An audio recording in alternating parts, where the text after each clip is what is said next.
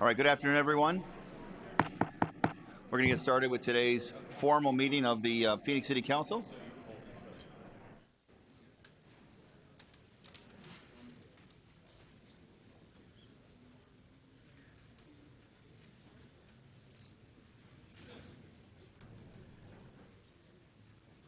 All right, we have a quorum present in the Phoenix City Council.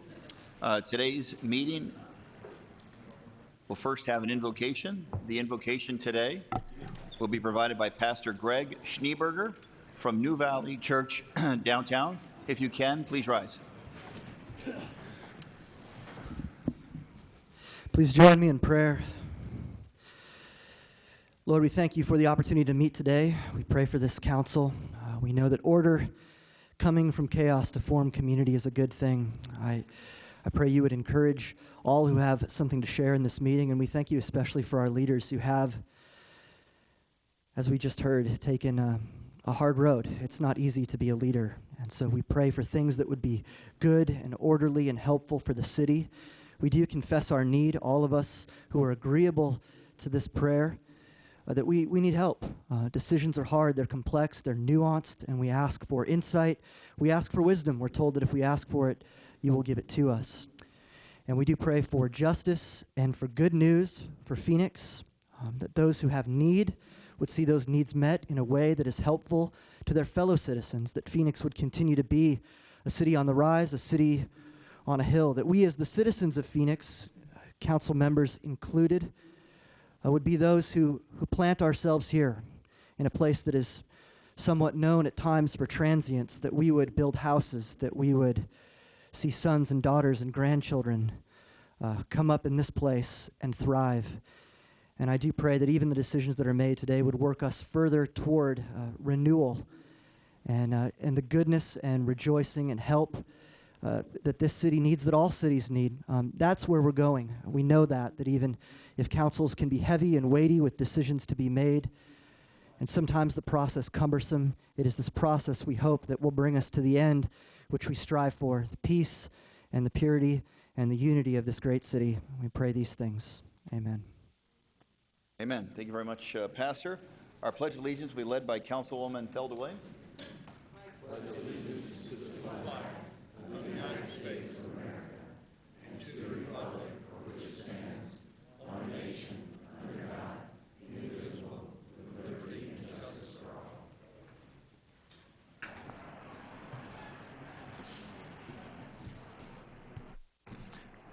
Roll call. Councilman DeCiccio. Here. Councilwoman Gallego. Here. Councilman Gates. Here. Councilman Nowakowski. Here. Councilman Pastor. Here. Councilman Waring. Here. Councilman Williams. Here. Vice Mayor Valenzuela. Here. Mayor Stanton. Here. Judy Holm, our interpreter, is here with us. Please introduce yourself for the audience. Buenas tardes, me llamo Judy, soy intérprete de español. Si alguien necesita el equipo, por favor vayan con el personal que está atrás. Gracias.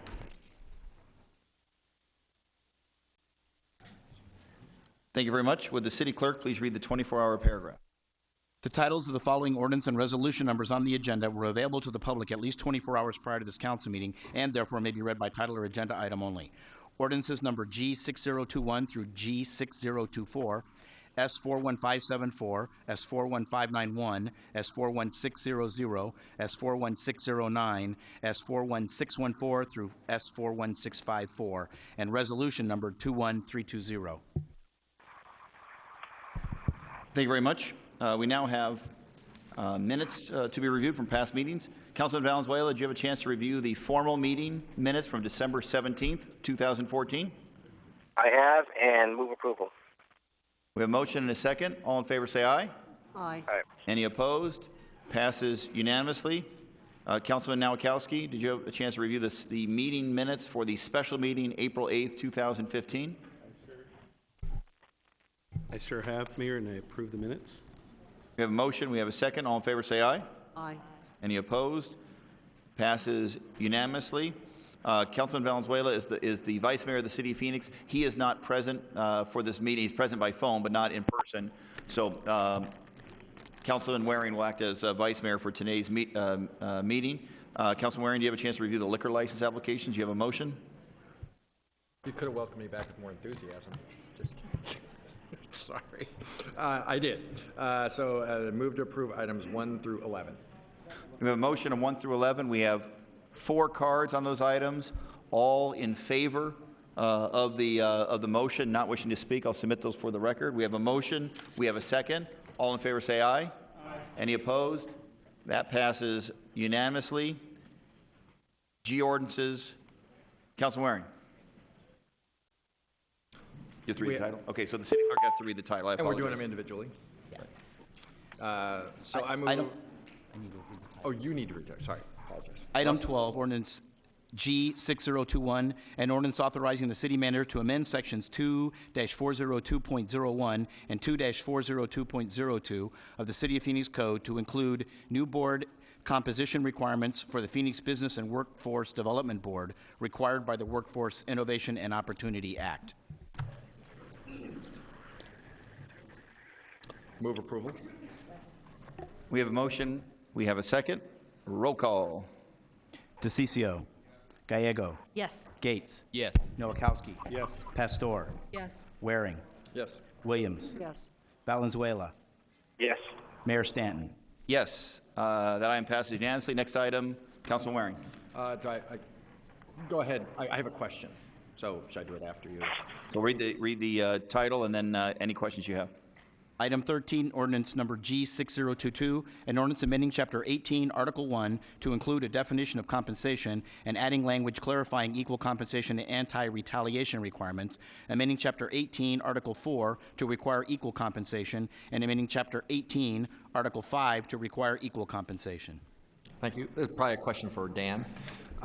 So on page 19, this is strictly for defining the compensation, which I see in item 1, and the prohibited acts. It is not, so for 2A, it's not expanding who's covered, correct? Mayor, Councilman Waring, that's correct. This is, again, this is significant legislation in the sense, and city code, it follows policy that was previously adopted by council, and so it provides for additional claims under the Equal Pay Act in addition to the claims that are now presented under our current city code. So other than that, it's consistent with our prior city code. Votes that happened before now. Excuse me. Votes that happened before now. Yes. Thank you. Move approval. We have a motion. We have a second by Councilman Gates. Any comments, members of the council? Councilwoman Gallego. Nope, just excited to continue to move forward with our efforts on equal pay. So this is the second in a series of votes to enact our equal pay ordinance, and we got to celebrate that along with Councilwoman Pastor, Councilwoman Williams, the mayor, and myself with Lily Ledbetter last week. She came into town. Lily was the Supreme Court plaintiff in the most famous Equal Pay Day and has been going around the country working with men and women to advance equal pay, and we were so happy to have her on Equal Pay Day, which unfortunately is the day, April 14th, where women have to work into the next year to make the same amount as a man made in the previous year doing the same work. So the goal is for Equal Pay Day to be December 31st, meaning that men and women would make the same amount of money in the same year. And Phoenix is trying to take a step forward to achieve that goal, and this is the second. The first motion in that series passed 9-0, and I look forward to voting for this one. Thank you very much, Councilman. Any other comments by members of this council? Mayor, can the form of the motion reflect that it's as corrected? Move approval as corrected. Yeah, great, thanks. We have a motion. The seconder is okay with the as corrected language. Councilman, thank you for your leadership on this issue. It's been outstanding. Roll call. DeCiccio. Gallego. Yes. Gates. Yes. Nowakowski. Yes. Pastor. Yes. Waring. Yes. Williams. Valenzuela. Yes. Mayor Stanton. Yes, item passes unanimously. Next item, Councilman Waring. 14. Item 14, ordinance G-6023, an ordinance relating to Neighborhood Block Watch Grant Program Oversight Committee, amending Chapter 2, Phoenix City Code by amending Section 810 to clarify members appointed by a nonprofit organization. Move approval, item 14. We have a motion, we have a second. We have 2 cards in favor, not wishing to speak. Mary Moore and Sherry Dudek, 2 of our top neighborhood leaders across the city. Thank you for being here. Any comments by members of this council? Roll call. DeCiccio. Gallego. Yes. Gates. Yes. Noakowski. Pastor. Yes. Waring. Yes. Williams. Yes. Valenzuela. Yes. Mayor Stanton. Yes, item passes unanimously. City Clerk, item 15. Item 15, ordinance G-6024, an ordinance amending Chapter 28, Section 23, and Chapter 37, Sections 35 and 36, pertaining to repayment agreements for sewer and water improvements. Move approval, item 15. Second.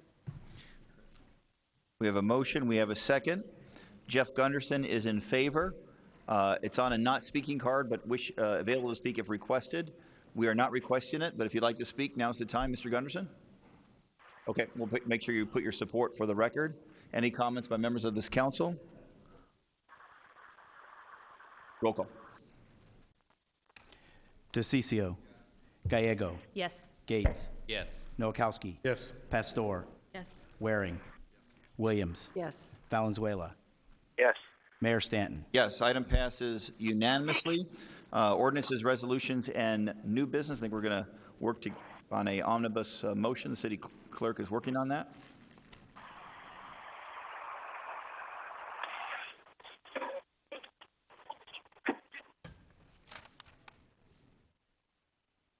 All right, are we ready? All right, Councilman Waring, do we have a motion on ordinances, resolutions, and new business? Thank you. Move approval, items 16 through 59, holding out. If I can do 66 too? Okay. I checked that. Items 16 through 66, noting that we're holding out items 16, 17, 18, 21A, 21L, 21Q, 24, 28, 37, 39, 41, 44, 45, 50, 51, 57, 60, and 61, and also noting that item 25 has been withdrawn, and item 66 is as corrected. We have a motion. Do we have a second on that motion? Second. Are there any cards on those items? Any comments by members of the city council? Roll call. DeCiccio. Yes. Gallego. Yes. Gates. Yes. Noakowski. Pastor. Yes. Waring. Yes. Williams. Yes. Valenzuela. Yes. Mayor Stanton. Yes, so those items pass unanimously. Next item on the agenda is item number 16, involving voting centers for the August elections. Would a member of this council like to make a motion on item number 16? Mayor? Mayor, I move approval of item 16, adopting an ordinance establishing the voting centers for the August 2015 election with an amendment to add the following 2 locations as voting centers. The first is the Pendergast Community Center, located at 10550 West Mariposa Avenue in the vicinity of 107th Avenue and Camelback Road. And the other, the Estrella Mountain Police Precinct, located at 2111 South 99th Avenue in the vicinity of 99th Avenue and Lower Buckeye Road. Second. We have a motion. We have a second. Councilor Nowakowski had asked for continuance of the item because I think he wanted to add additional voting centers so that people would make it as convenient as possible for people to vote in the upcoming election. Does that cover your the issue you had, Councilor Nowakowski? Sure has, Mayor, and I'd like to thank staff for looking into it and making it possible, especially in the Estrella Mountain area. Thank you. Thank you. And I think it's important to note that I think the request was simply to add voting centers. No voting centers are subtracted, so this will make it easier for people to vote in the upcoming election. Any other comments by members of this council? Roll call. DeCiccio. Yes. Gallego. Yes. Gates. Yes. Noakowski. Yes. Pastor. Yes. Waring. Williams. Yes. Valenzuela. Yes. Mayor Stanton. Yes, so that item passes on a 8-1 vote. Next item on the agenda is item number 17, amend the ordinance relating to referral of the comprehensive transportation plan to the voters. As mayor, I'll make a motion. I move to the approval of item number 17, including section 3 as set forth in the draft ordinance attached to the city council report dated April 16th. That's my motion. Second. We have a motion. We have a second. There are a few cards on this item. Matthew Kenny, did you wish to talk about item number 17? And then Roy Miller, you want to talk about 17 and 18? Mr. Kenny, up to 2 minutes. Good to see you. Hi, Mayor, City Council members, thank you for letting me speak for a minute. My name is Matt. I'm a Phoenician, a veteran law school student at ASU, and I just wanted to come here to voice my opposition to this amendment. Mayor, when you entered into office, the city was in the black. We now find ourselves in the red. Just in general, I don't think a $31 billion tax increase is what Phoenicians need to be saddled with right now. I also think that the amendment to put the $10,000 cap also demonstrates that this is just going to saddle our taxpayers with sales increase that they don't need. So, thank you. Thank you very much for your testimony, taking the time to come down. Mr. Roy Miller, do you wish to provide testimony on item number 17? If you want to do both, I know you want to testify on 17 and 18. You cover both now, or just 17 and do 18 as well. It's up to you. Thank you, Mayor and Council. This will cover both items. My name is Roy Miller. I was on the committee that made this recommendation. I voted against the recommendation. One reason I wanted to point out today was that the recommendation of the committee isn't really a plan. We were charged to come up with a plan, a long-range plan. This isn't really a plan. It's a shopping list, and it's a very expensive shopping list to the tune of, as was mentioned before me, $31 billion. The probably most egregious part of the spending is the light rail portion, which, although some contest the number, the math shows comes out at $161 million a mile. This seems to be especially wasteful, given the fact that the city cannot fund adequately its public safety officers, the primary duty of any government. We don't seem to be able to fund our pension system, but yet we can spend $31 billion on a various list of items, including an extremely expensive light rail portion. Finally, if we had come up with a plan, we would have dealt with such things as the parking lots which exist on our freeways in the rush hour traffic. We did nothing to address that issue. If we had a plan, we would have come up with something for the fact that the future of transit is not mass transit, it's individual transit. Things like Uber and Lyft and various automatic vehicles are the future, not 19th century trains. So I think this is too expensive, extremely short-sighted, and will prevent the funding when we do come up with a plan, because we'll be out of money. Thank you. Thank you very much, Mr. Miller, for coming down and giving your testimony. Thank you for your service on the Citizen Advisory Committee. I have no other cards on item number 17. I'll now turn it over to the council. Any comments by members of this council? Councilman DeCiccio? Of course I will. Thank you, Mayor. I don't think anyone's surprised that I'm opposed to this plan. What's really been more of a boondoggle is now going to turn into a fiscal disaster for the city of Phoenix. This plan has changed more times than my kids change their clothes. I do want staff to let me know. I want to ask about the financing costs that nobody knows about. I'm going to tell you another big bombshell that'll show you how unplanned this is, and how the one individual brought up how this is going to cost us some more money. Can staff just address what the financing cost is on this new plan, this new idea that's being proposed? How much more money are we going to be paying out in interest to the banks? Mayor, Councilman DeCiccio, the additional financing cost that was referenced in our backup city council report is $300 million over the life of the plan.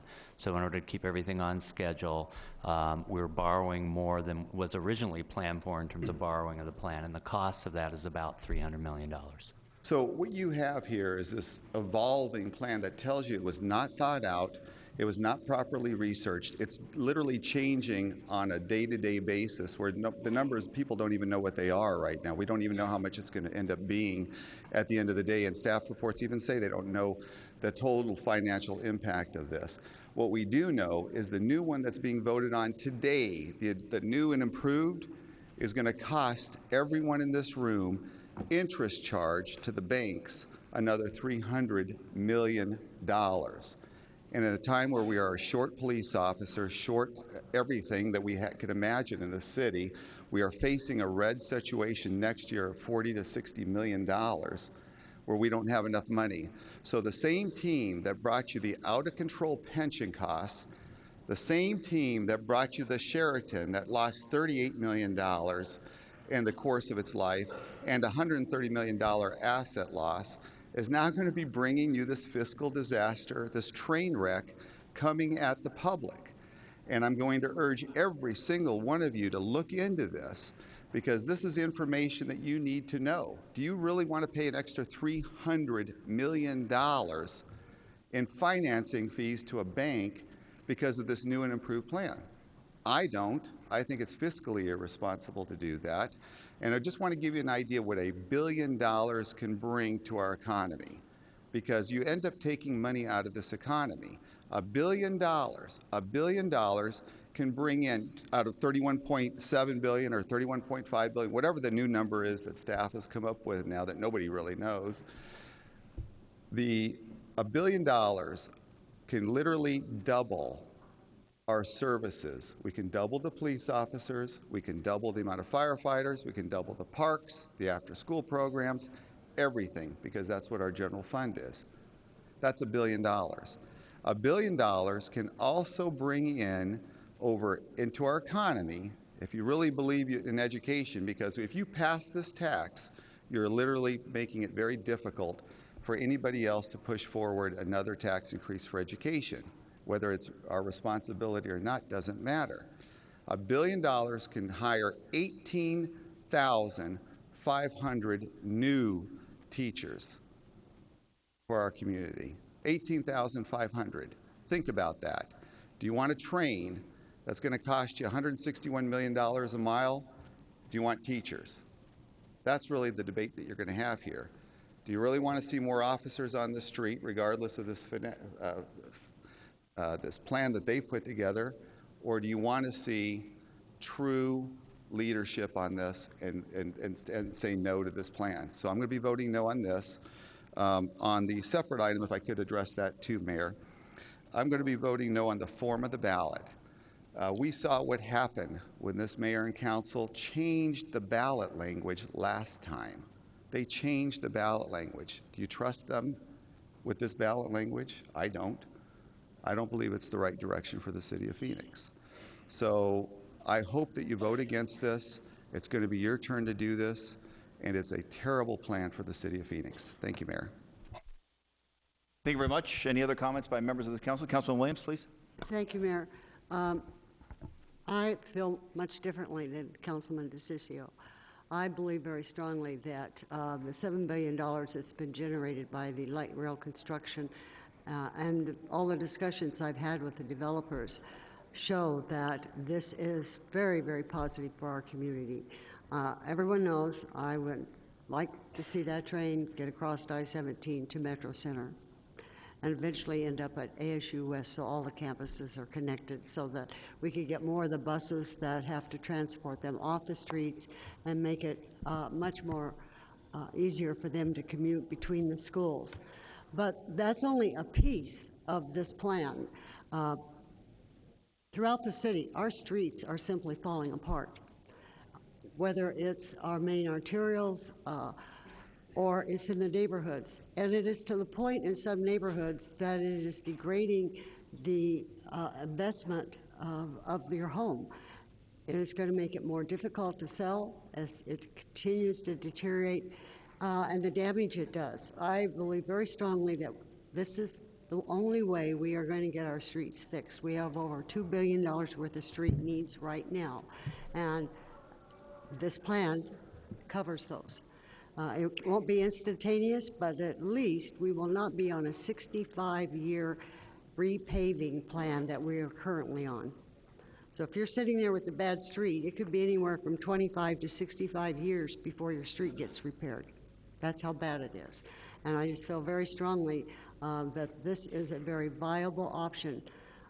Also, people who take buses, one of the complaints I get all the time along 35th Avenue is if you only had 15-minute service, you would make it much more convenient. I can get where I'm going, I can go shopping, I can get to work faster, and it makes my day go better. This plan provides for that. It has additional bus pullouts, additional shelters with covers so that they won't be standing in the sun. I am a retiree. My husband's retired. We're on a fixed income. And I don't like to pay taxes better than anybody else. But I do feel the infrastructure of our city, and this nation for that matter, is a basic need that we need to provide, whether it's for the property value we have, where it's for the public safety, so that police and fire can get to your homes in a very timely manner. This is just a real value to me as a person, and I urge you to consider this and support this in the future. Thank you very much, Councilwoman Williams. Other members of the council, Councilwoman Gallego. I think it's very exciting that we're moving forward with this today, which is Earth Day. Just this morning, Valley Metro cut the ribbon on 2,800 solar panels at their rail operations center, helping run the light rail system with a clean source of solar energy, and this will allow us to do even more of that, including on some of our local facilities in the city of Phoenix, so continuing to advance our commitment to being the world's most sustainable desert city. It's also timely that we are voting on a day when we had Pastor Schneeberger give the invocation. Our pastor is planting a new church on our light rail corridor, and congratulations to his congregation. We wish them well. It is one of the many things that are growing up along the light rail corridor, where we have had $7 billion of new private sector investment. And when I go to the parts of my district that aren't on the light rail, they tell me they want that prosperity that comes along with the light rail. So this will be an opportunity for them to get that from the areas that Councilwoman Williams mentioned all the way down to Baseline and South Mountain. We will be bringing that investment and that forward thinking. We are really planning on a 35-year time horizon. Our citizens tell us over and over again that this is what they want to see us do, think long-term, and make those investments to be a great city, to make investments that allow people to achieve great opportunities. During spring break, we had a wonderful Phoenix Union student who lives in South Mountain shadow us, and he shared with us that he uses our light rail system to get to a high school in Councilwoman Pastor's district that has the best symphony program. He has that opportunity because of our system. Right now, he has to change buses, and we'll be making changes that will make this commute so much easier. Light rail will be coming down to his community. It is a great partnership that we have with the Phoenix Union High School District. They help their students get passes, and in exchange for that, they don't have to run a bus system. So every year when we do the financial results of our schools, auditors applaud Phoenix Union for their very low costs of transportation. But they can do that because the city of Phoenix and our partners are making this investment, which is a huge investment in our education system. It is also wonderful that we have partners across the valley who are doing this. I had the opportunity to visit Mesa when they dedicated their extension, and they were able to do that with an innovative new financing tool. They were creative. They said, we're not willing to wait for a regional financing source, and they moved forward with innovative financing. Mesa has shown great leadership, and now Phoenix has an opportunity to step up and show great leadership, thinking long-term. So I look forward to voting in support of this great plan. Thank you very much, Councilwoman. Any other comments by members of this council? Roll call. Mayor. Oh, Councilman Valenzuela. I'd like to just add a couple of comments also for the record. I too am absolutely supportive of this transportation initiative. It's not just a light rail initiative.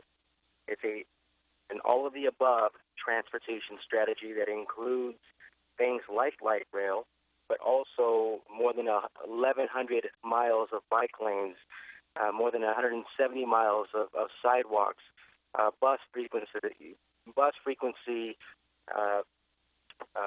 actually going up by about 70%.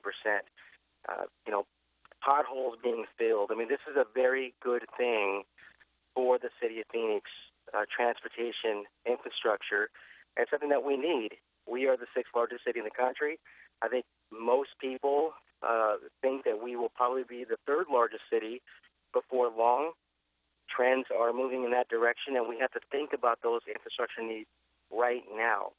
This is good for education. When you think about our education institutions that are already connected to light rail, places like the ASU Tempe campus to ASU's downtown campus, U of A Medical School. This particular plan will get us to Grand Canyon University, ASU West. It'll connect us to some of our Maricopa County community colleges, some of our high schools. So getting kids to school is a good thing. 1 in 3 or 1 in 4 riders. Very high number of riders are actually students, and we have to get them to get them to school. But what about those others that just have life appointments?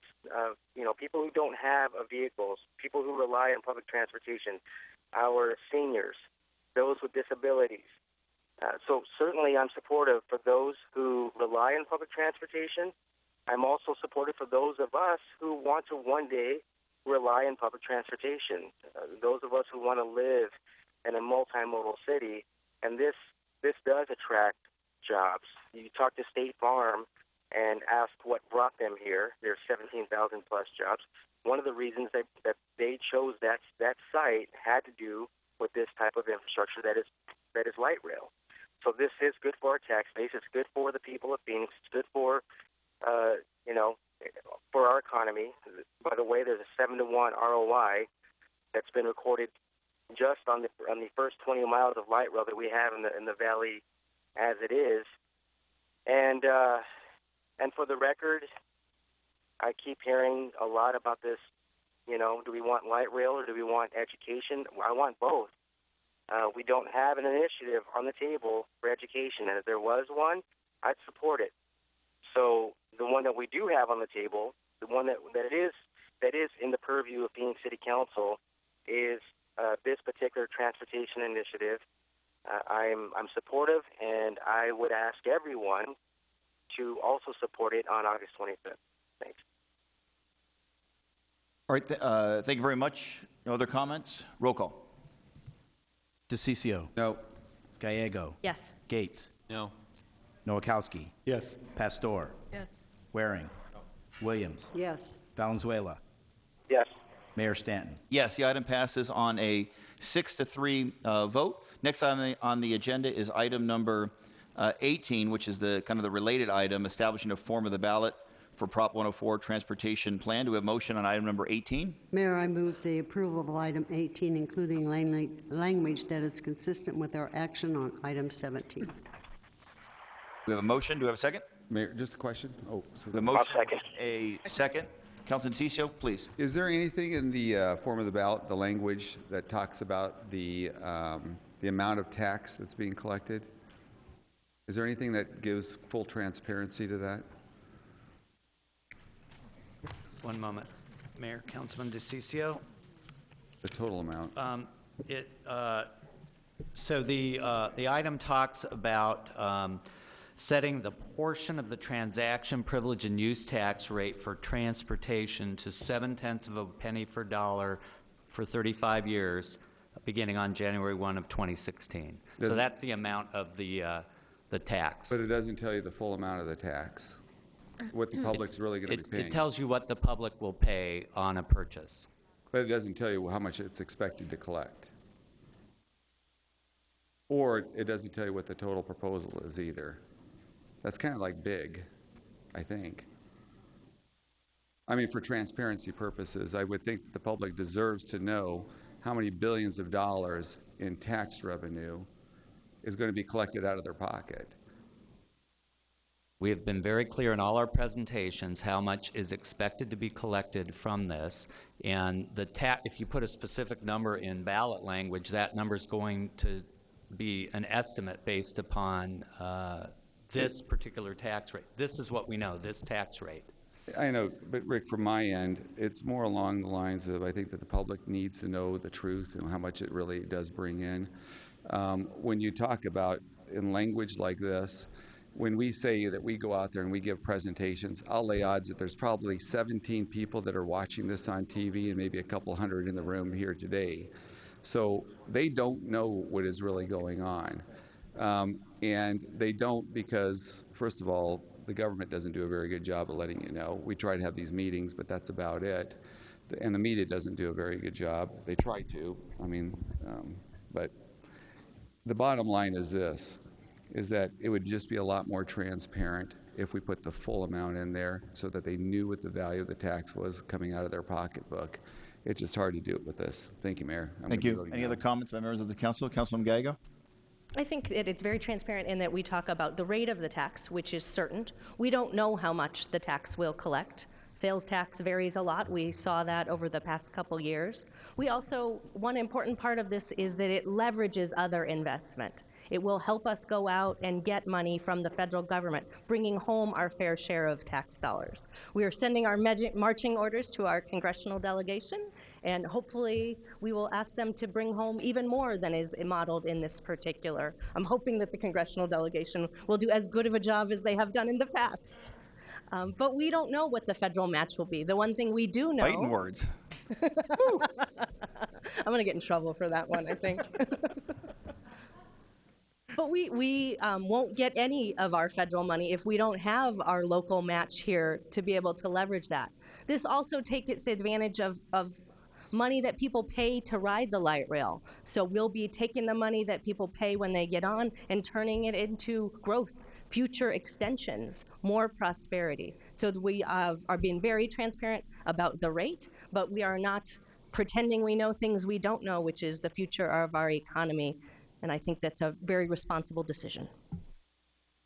Thank you very much, Councilwoman. Any other comments by members of this council? Roll call. DeCiccio. No. Gallego. Yes. Gates. No. Nowakowski. Yes. Pastor. Yes. Waring. Williams. Yes. Valenzuela. Yes. Mayor Stanton. Yes, item passes on a 6-3 vote of the City Council. Next item on the agenda is item 21A, I believe, Councilman Waring. Do we have we did some of 21. Mr. Vint wished to provide testimony on all Mr. Vint, come forward. You want to provide testimony on some or all of 21. So you have up to 2 minutes to provide your testimony. Please keep it on the payment ordinance items. Good to see you. Yes, I am Pat Vint from 8340 North 16th Street. I did fill in a card that I wanted to speak on every one of these. The least you guys could do is to make each one of these a separate item. And I didn't actually want to speak on, well, A, but E, to CenturyLink. We have 3 computers at home, 2 cell phones, private home, DirecTV and all that we pay from $300 to $350 a month for. So whatever they got to do to keep this city in communication, we need to do. But we're talking about $8 million, $513.28. That's a lot of money that you're not even giving any consideration to. It looks like somebody wants to speak on A and L, Q. That's only 3 items out of the total alphabet. You've got to do something better because it's a disgrace. Anyway, how can you know that none of you, not one of you, have read all these. You have no idea how much money might be under fraud. We have people, that knows how to rip off the money situation when you have auditors that I can't even get a copy of. So please, Ed, I need a copy of that, or we do, of the audit of the City of Phoenix money to see what's happening to all this. It's very important that we know what they've told you in the past. Sal DeCiccio brought it up about the Sheraton Hotel. That's millions of dollars. can't you find one person in the United States that knows how to run a hotel? Thank you very much, Mr. We Venn. lose millions. Appreciate your testimony very much. So item 21A is now up. Do we have a motion on 21A? I move 21A. Second. We have a motion. We have a second. Any members of the council wish to provide statements on 21A? Roll call. DeCiccio. Yes. Gallego. Yes. Gates. Yes. Noakowski. Yes. Pastor. Yes. Waring. Williams. Yes. Valenzuela. Yes. Mayor Stanton. Yes, item passes on an 8-1 vote. 21L, do we have a motion? I move 21L. Second. We have a motion and a second. Any comments on 21L? Roll call. DeCiccio. Yes. Gallego. Yes. Gates.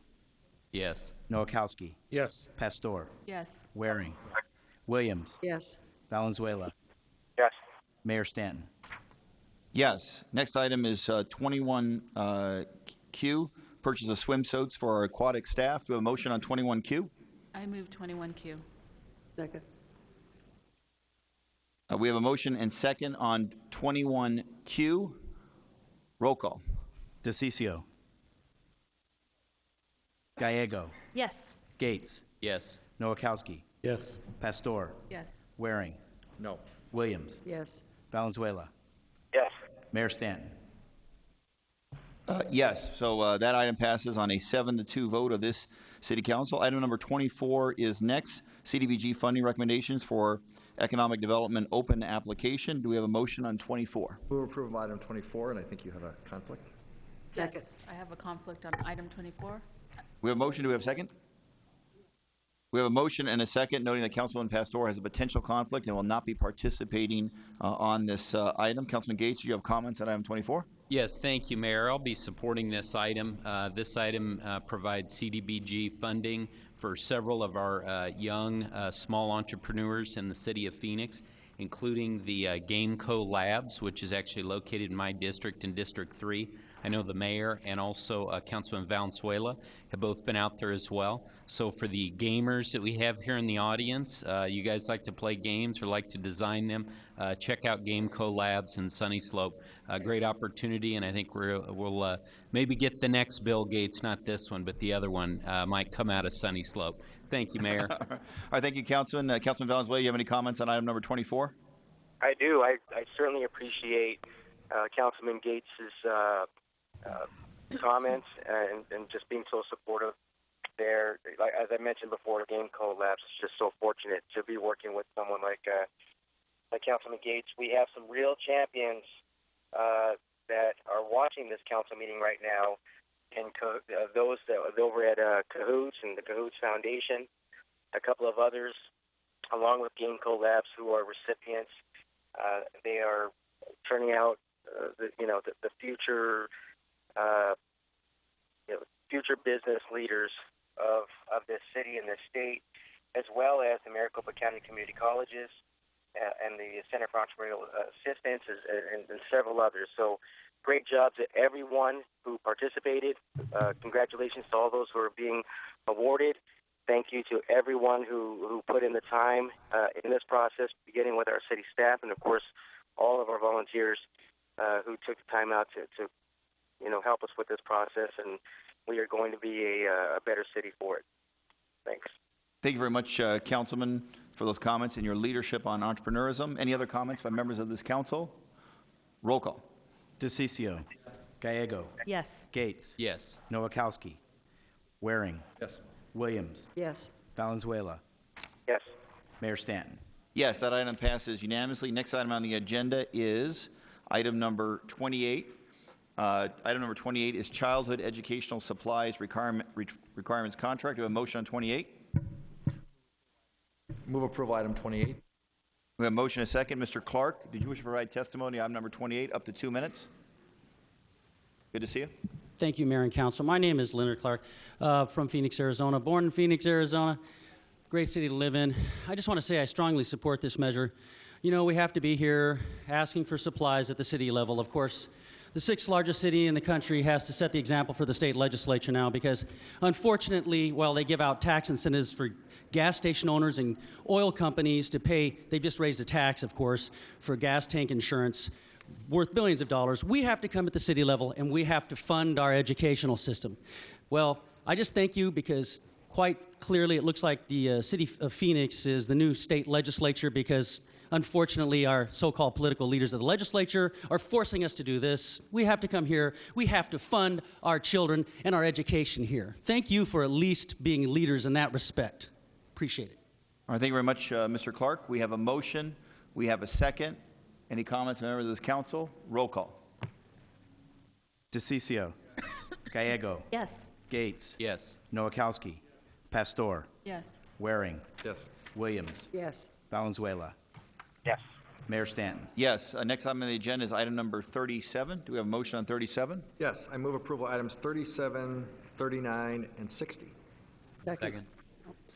We have a motion on 37, 39, and 60. Nobody pulled, so Pat Vint changed his card from 37 to 39, and 60 was mistakenly pulled. I had a dated sheet here earlier. Mr. Vint, did you wish to provide testimony on item number 39? Now would be the time to do so. Item number 39 is wireless communications license with Verizon Wireless at Burton Bar Central Library.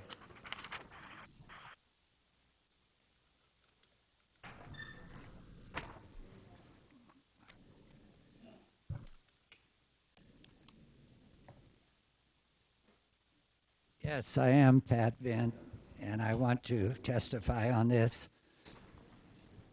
We need communication in this city, which we seem like we don't have whatsoever. A license with Verizon Wireless, the smartphone right here in my pocket, and my other equipment at home, DirecTV and all that. We use Verizon all the time, and we better support them with whatever it takes.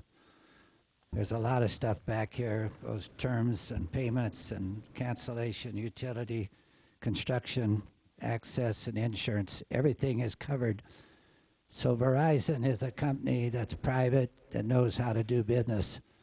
What we ought to do is hire them to come down here and run the Sheraton Hotel. We wouldn't have any more trouble.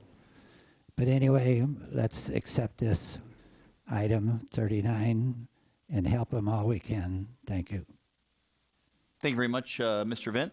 So we have a motion. We have a second. Any comments, members of this council? Roll call. DeCiccio. Gallego. Yes. Gates. Yes. Nowakowski. Yes. Pastor. Yes. Waring. Yes. Williams. Yes. Valenzuela. Yes. Mayor Stanton. Yes, that item passes unanimously. Next item is, 41. Move approval item 41. Second. we have a motion and a second on item number 41. 41 is the acquisition of 3 parcels for the Safe Routes to School project. Mr. Leonard Clark, do you have testimony on item number 41? Thank you very much. We have a motion in favor. We have a second. Any comments by members of this council? Roll call. DeCiccio. Gallego. Yes. Gates. Yes. Nowakowski. Yes. Pastor. Yes. Waring. Yes. Williams. Yes. Valenzuela. Yes. Mayor Stanton. Yes. Next item, Councilman Waring. Move approval item 44. Second. We have a motion on 44. Do we have a second? Second. We have a second on 44, Early Head Start Child Care Partnerships. Mr. Clark, you should provide testimony on item number 44. Thank you, Mayor and Council. My name is Leonard Clark. I'm from the city of Phoenix, and I appreciate you letting me speak here as a citizen. Unfortunately, as you know, some of our school districts are having cut back to 4 days now. So I was, one of the council members brought up an idea about a city initiative, again, since our state legislature is abdicating its authority on helping give us the top education in the country, since we're 47th now in terms of funding. Now that you're doing this for daycare, I'm hoping you would expand it to all those other children from the school districts that are going to be within the city of Phoenix that are going to have to cut back to 4 days because they don't have enough money to stay open 5 days. So thank you. Just give that some consideration, and I appreciate you letting me speak. Thank you very much, Mr. Clark. We have a motion. We have a second. Roll call. DeCiccio. Gallego. Yes. Gates. Yes. Nowakowski. Yes. Pastor. Waring. Move approval, yes. Williams. Yes. Valenzuela. Yes. Mayor Stanton. Yes. That item passes unanimously. Next item on the agenda is item number 45, Food Management Services Contract with Celrico Services. Do you have a motion on 45? Now I move approval, item 45. Second. We got a motion. We have a second. Any cards on 45?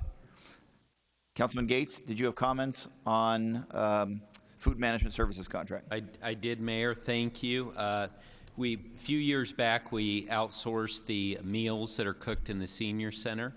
And what this item would do is to extend that contract with this outside group. And I wanted to make sure that I was personally satisfied with the meals. So this Monday went out there and had lunch with several of the seniors, including Debbie Cotton's mom at Sunny Slope Senior Center. And it was fantastic, great food, and the seniors are very happy with it. So this is a great example where we've been able to outsource it, we're saving money, and we're providing great services to our residents. Thank you, Mayor. Mayor. Thank you very much. Did you want to add that recommendation onto Yelp? I actually asked Debbie Cotton's mom to do that, so Shari took care of it. Councilman Williams? I just want to thank you because you have provided excellent service. Every time there has been a problem, you have immediately addressed it. The only problem left is the number of desserts they get each week, so we encourage you to maybe reconsider how often they get. I know it's a nutritional problem, but that's the only negative thing I have heard all this time, so thank you very much for all that you do. And Mayor, if I could add, I also heard that dessert comment, but I understand you're trying to balance the nutritional needs with the wants of the seniors. And also I wanted to thank Councilwoman Williams, who really led this process of outsourcing a few years ago through the subcommittee, and thanks for your leadership. Thank you very much. Any other comments? Councilman Nowakowski? Mayor, I know a couple years ago we had a hard issue about outsourcing the food, but let me tell you that you adapted to the culture of our senior centers. I really want to thank you for listening to our seniors, working along with them, and it was such a great, smooth transition. So thank you, and I'll be approving this this motion. Thank you very much. Any other comments? Roll call. DeCiccio. Gallego. Yes. Gates. Yes. Nowakowski. Yes. Pastor. Waring. Yes. Williams. Yes. Valenzuela. Yes. Mayor Stanton. Yes, item passes unanimously. Next item is item number 50. To Councilman Gates, I'm glad you enjoyed dining with Debbie Cotton's mom. You'll know you hit the big time when Ed Zerker's dad comes to one of your budget hearings. So I move approval, item 50. Second. We have a motion and a second in item number 50. Was Ed's dad in favor of the budget or opposed? He was neutral, actually. I thought that was sort of ironic. He was against the city manager pay raise, which I thought strange. Sorry, Ed, I couldn't resist. We have a motion in favor of item number 50. We have a second. Mr. Leonard Clark, you oppose this item. You should provide testimony on item number 50. Thank you, Mayor and Council Member. My name is Leonard Clark. I was born right here in the city of Phoenix and love living here.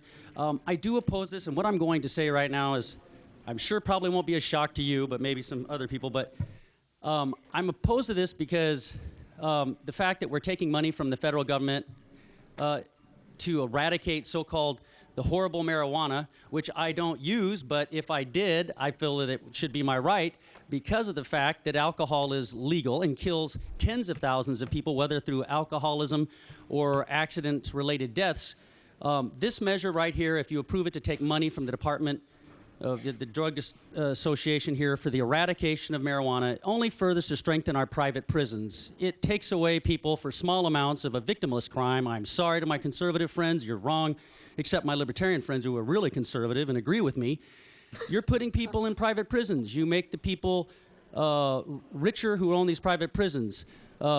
Getting rid of marijuana, maybe I could agree with you if you would also prohibit alcohol. It didn't work too well because we had a fellow named Al Capone and a few other people, Bugsy Siegel, and they actually bought property out here that the present Arrowhead Town Center sits on, if you ever look that up. But the thing is, to take money to eradicate marijuana right now, when you know there's an initiative that has just been put on the state ballot, is nothing but a giveaway. I'm sorry to some of my religious friends, but if you can sit here and say marijuana should be illegal, why are you not out here speaking out against the legality of alcohol in the city of Phoenix? Why don't we be objective morally here and not relatively and make Phoenix a dry county. Let's see how well that works. Prohibition breeds obsession.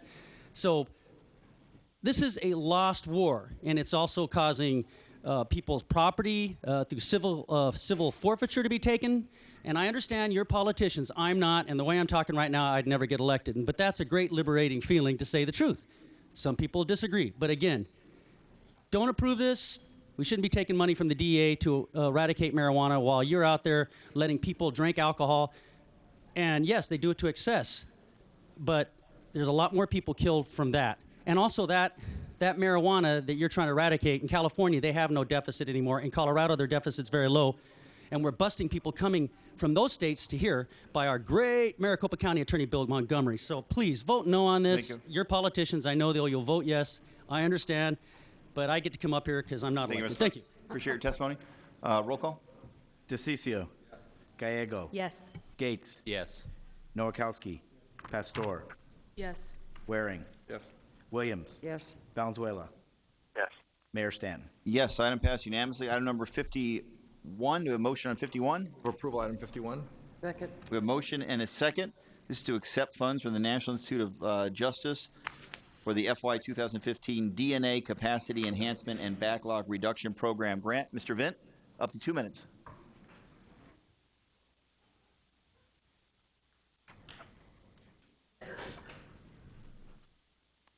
Yes, I am Pat Vinn again, and I'm for this. Accept funds from the National Institute for Justice.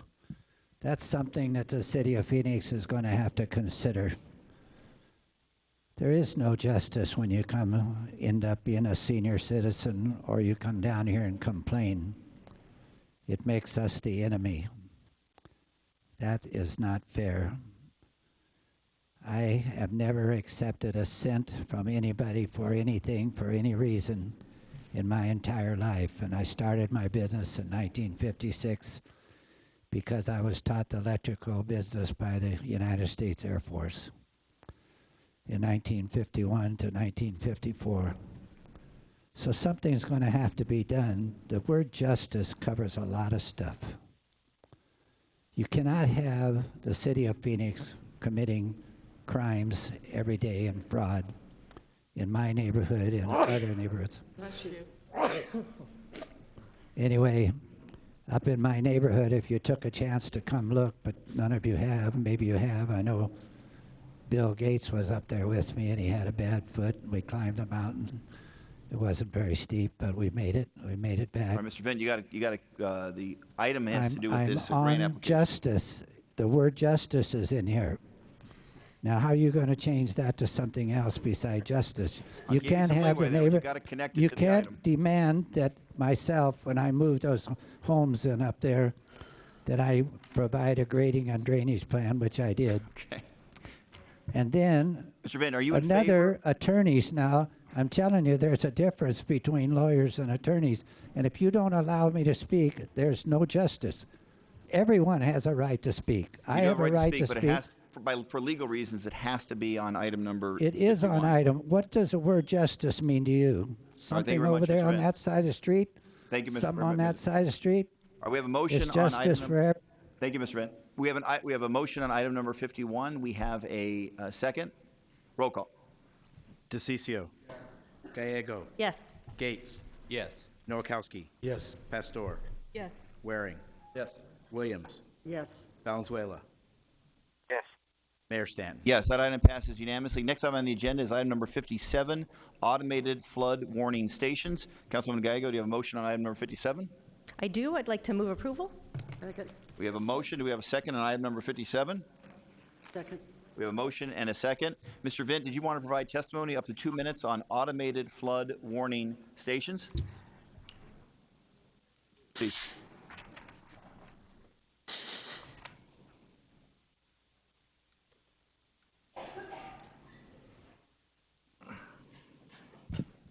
Now, I am Pat Vinn again from 8340 North 16th Street, which is a half-mile north of 16th Street in Northern, just before you get to Butler, which is half a mile. Now, what's happened here, they're going to have to put in a automatic flood control warning up there because Development Services Departed didn't make those people, when they developed north of Butler, control the flood by putting a flood pipe culvert going east to take the flood water. Now it comes down 16th Street, flooded out 2 houses. So what does the wonderful Streets Department, Neighborhood Services do? They committed injustice. They took out half of our street. Again, Bill was up there. You know what they did. You can't do that. No matter what you do, that street belongs to everybody that lives in the whole damn world. If somebody from Europe wants to come visit me, they have a right to drive up on one side of the street and drive back down on the other side. Can't do that now. And you took advantage of the old guy that lives on the east side, and he said, please don't tell him my name. But all you have to do is go up there, and you'll see who he is. He's got a license or a mailbox with a number on it. Look it up, you'll find out who he is. That's terrible. To do that to someone because you can't follow the orders. You people were elected to do a job. You were elected to appoint employees to do certain things.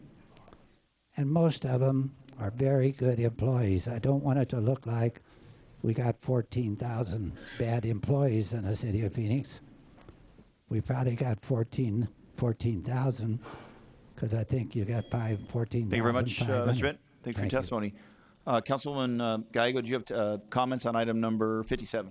I am very excited about item number 57, which is an agreement with Maricopa County Flood Control, where the city will help develop flood monitoring stations that will be placed throughout the Phoenix area.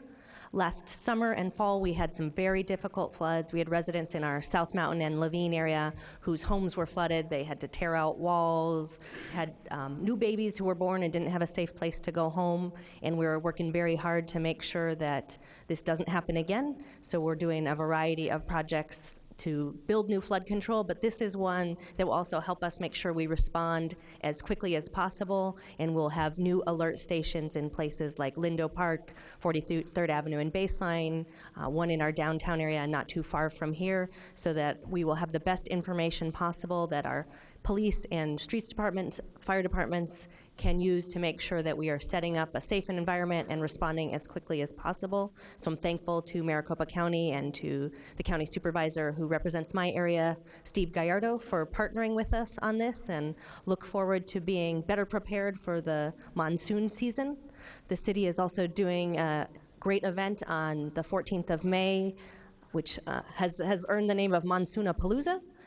It's a funny name, but a serious event where we'll be preparing and drilling and making sure that we have all the systems in place for this summer storm system. So thank you to our streets department, our first responders, and everyone else who is working to make Phoenix as safe as possible.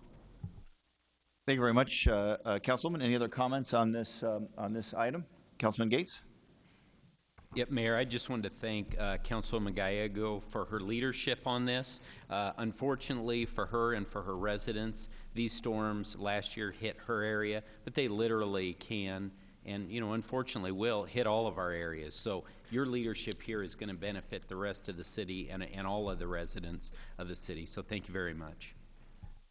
Any other comments on members of this council? Monsoonapalooza. All right. Hashtag Monsoonapalooza. Roll call. DeCiccio. Gallego. Yes. Gates. Yes. Nowakowski. Yes. Pastor. Yes. Waring. Yes. Williams. Yes. Valenzuela. Yes. Mayor Stanton. Yes. That item passes unanimously. Next item on the agenda is item number 61. Councilman Pastor, do you have a motion on item number 61? I move to approval of item 61 for city staff to conduct research necessary to identify potential uses, costs, policy, and technology issues in order to give an informed decision to the council. We have a motion. Do we have a second on item number 61? Second that, Mayor. We have a motion and a second. I can go to cars. You want to make any comments now? Okay, we have a series of cars. People wish to testify on item number 61, and particularly make a motion, comment on the motion made by Councilwoman Pastor in favor of the asking staff to do that research. First card, and I'll try to, there's a number of both in favor and opposed. I'll try to switch back and forth. Jeremy Helfgott, did you wish to go first in favor of the item representing the Phoenix Human Relations Commission, followed by Vince Ansel? Good afternoon, Mayor Stanton, members of the council. Thank you very much. As was mentioned, my name is Jeremy Helfgott. I'm here on behalf of the Phoenix Human Relations Commission. This item, the notion of a unified city services card that would also have a municipal identification card component, first came before the Human Relations Commission last October.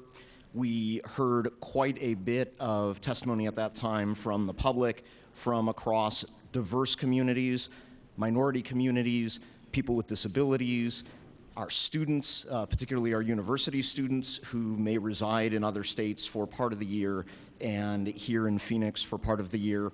And we came to the unanimous conclusion that this was a good initiative for the city, and back in October we did vote to unanimously approve this item. I want to address a couple of issues that have come up in the course of conversations in the 6 months since with regard to the municipal ID card portion of this. First is that there's been a lot of argument that it's redundant. There's already state ID available, there are federal IDs available. One of the elements of this that I've been a personal proponent of is following the model used in San Francisco and in part recently by the City of New York, which would allow the inclusion of emergency medical information and emergency contact information on the card, which would make this a unique identification card amongst all that currently exist at the state or federal level, which could vault Phoenix to leadership on this particular element. As someone who has a chronic illness that's potentially life-threatening, that idea of having something in my wallet that first responders can see, look at, and have that knowledge immediately would be of tremendous benefit. I also want to address a matter of civic pride with this. There are plenty of days when people ask me where I'm from and I say I'm from the city of Phoenix, not the state of Arizona. There is a tremendous amount of pride in our city. There is a tremendous amount of identity tied to being a resident of the city of Phoenix. And I can tell you, Mayor and Council, if this measure is approved down the line, and again today we're only asking for approval to continue to explore the item, but if it's approved down the line, I will be the first one to sign up. It'll be in my wallet in front of my Arizona driver's license. Thank you very much. I urge you each to please vote in favor of continued exploration of this item today. Thank you. Thank you very much, Mr. Helfgott. Mr. Vince Ansel is next, followed by Justin Owen, I believe.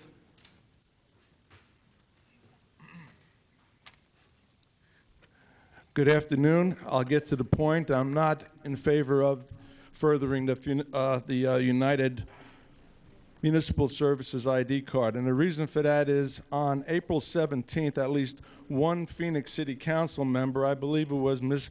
Pastor, an activist from One Phoenix ID, met in a private session with a Ms. Melissa Viverito, a sitting New York City Councilwoman.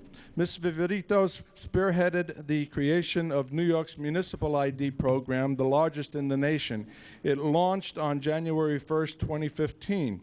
The primary purpose of this meeting was to discuss strategies on structure and implementation of a Phoenix Unified Municipal Services ID card emulating the New York City model. Let me give you a bit of history about Ms. Viverito before you come to any conclusions. Viverito in 2010 had partnered with the New York Immigration Coalition, which is a Marxist open borders advocacy group, in organizing various May Day demonstrations throughout New York State. Ms. Viverito had a history of refusing to take part in reciting the Pledge of Allegiance prior to meetings and has participated in protests as an Occupy Wall Street activist. In 2014, Ms. Viverito subverted the theme of the annual New York City Puerto Rican Day Parade by choosing to honor FALN convicted terrorist leader Oscar Lopez Rivera. Rivera took part in the bombing of the Francis Tavern in Lower Manhattan years earlier, resulting in the killing of 14 patrons and the injury of 50 others. The list goes on and on with instances of this woman displaying her anti-American sentiments and actions.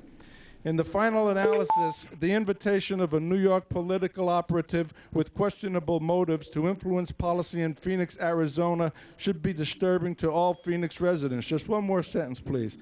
An attempt to hijack the The Unified Municipal Services Card concept is the goal of this open borders gang who intend to use the card as a method of legitimizing the status of foreign nationals who illegally reside in this city. Don't let this happen, please. Mr. Ansel, thank you very much for your testimony. I was actually in that meeting, and that is not an accurate representation of the nature of the meeting, but I do appreciate your testimony. Mr. Justin Owen is no. I got a request. There's a lot of cards to get through. I want to be respectful of everyone. Please, no cheering or any reaction to the member of the comment. We had to keep decorum at this meeting. Mr. Owen, good to see you. Good to see you, sir. Mayor Stanton and members of the council, my name is Justin Owen. I'm the executive director of Phoenix Pride and the Phoenix Pride LGBT Community Center here in Phoenix. I want to start by thanking you all for the hard work that you've done over the past few years to make Phoenix a more welcoming and inclusive city. Being a more inclusive city positively affects everyone in our city through the new businesses and residents that are coming here. So thank you for that. These businesses will provide millions of dollars in economic impact to our city, from city taxes and revenue to the thousands of jobs that they will create, to all of the small businesses that their employees will visit. The Unified Services Card will make us a more inclusive city, much like was mentioned San Francisco and New York. They have already adopted systems like this, and they are proven successful. The Unified Services Card affects everyone in our city, not just, as some have said, are undocumented or different parts of our community. I can guarantee you, as the leader of the largest LGBTQ human services nonprofit in Arizona, that it impacts our community as well. It will benefit people from every one of our future leaders. I speak with youth on a daily basis, whether they be transplanted here because they're homeless or because their parents kicked them out. The youth, our future, will be impacted by this program. It will also allow our transgender community members to self-identify and live as their true and genuine selves that sometimes the state isn't able to do. As well, I wanted to thank the city for its support of this, as it will also allow our public safety, our police officers, our EMTs to be able to better serve the city and more effectively have an additional form of identification when interacting with citizens. Also, I want to thank the city for working with the coalition to ensure that there is little or no cost to the city or its taxpayers. Through the sponsors of this program, it is very minimal, if no cost, to implement it, and in closing, it is quite the opposite. It will save the city and its taxpayers thousands and hundreds of thousands of dollars by combining all of the existing service cards into one. Thank you again for your time and your service. Thank you for your time and testimony here today. Next will be Tim, I think, Rafferty, and then followed by Chanel Poe.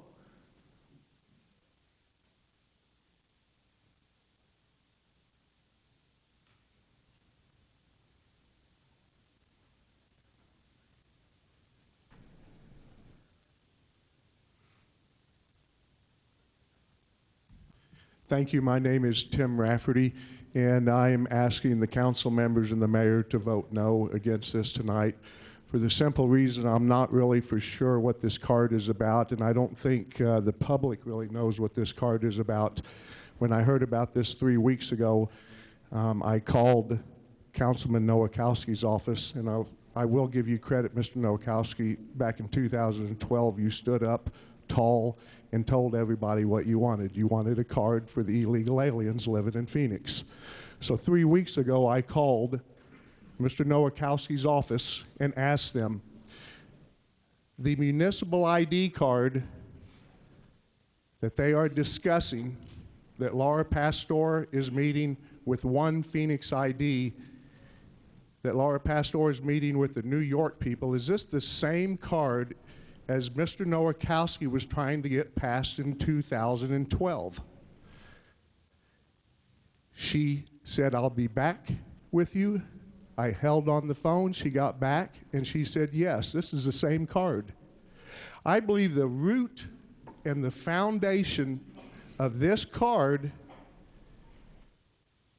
is to give identification cards to illegal aliens that are living here in Phoenix. And I think that's the real root push towards this. It wasn't originally. There was a good ideal originally, and now it's been hijacked by these groups that want to legitimize those that are in our country illegally.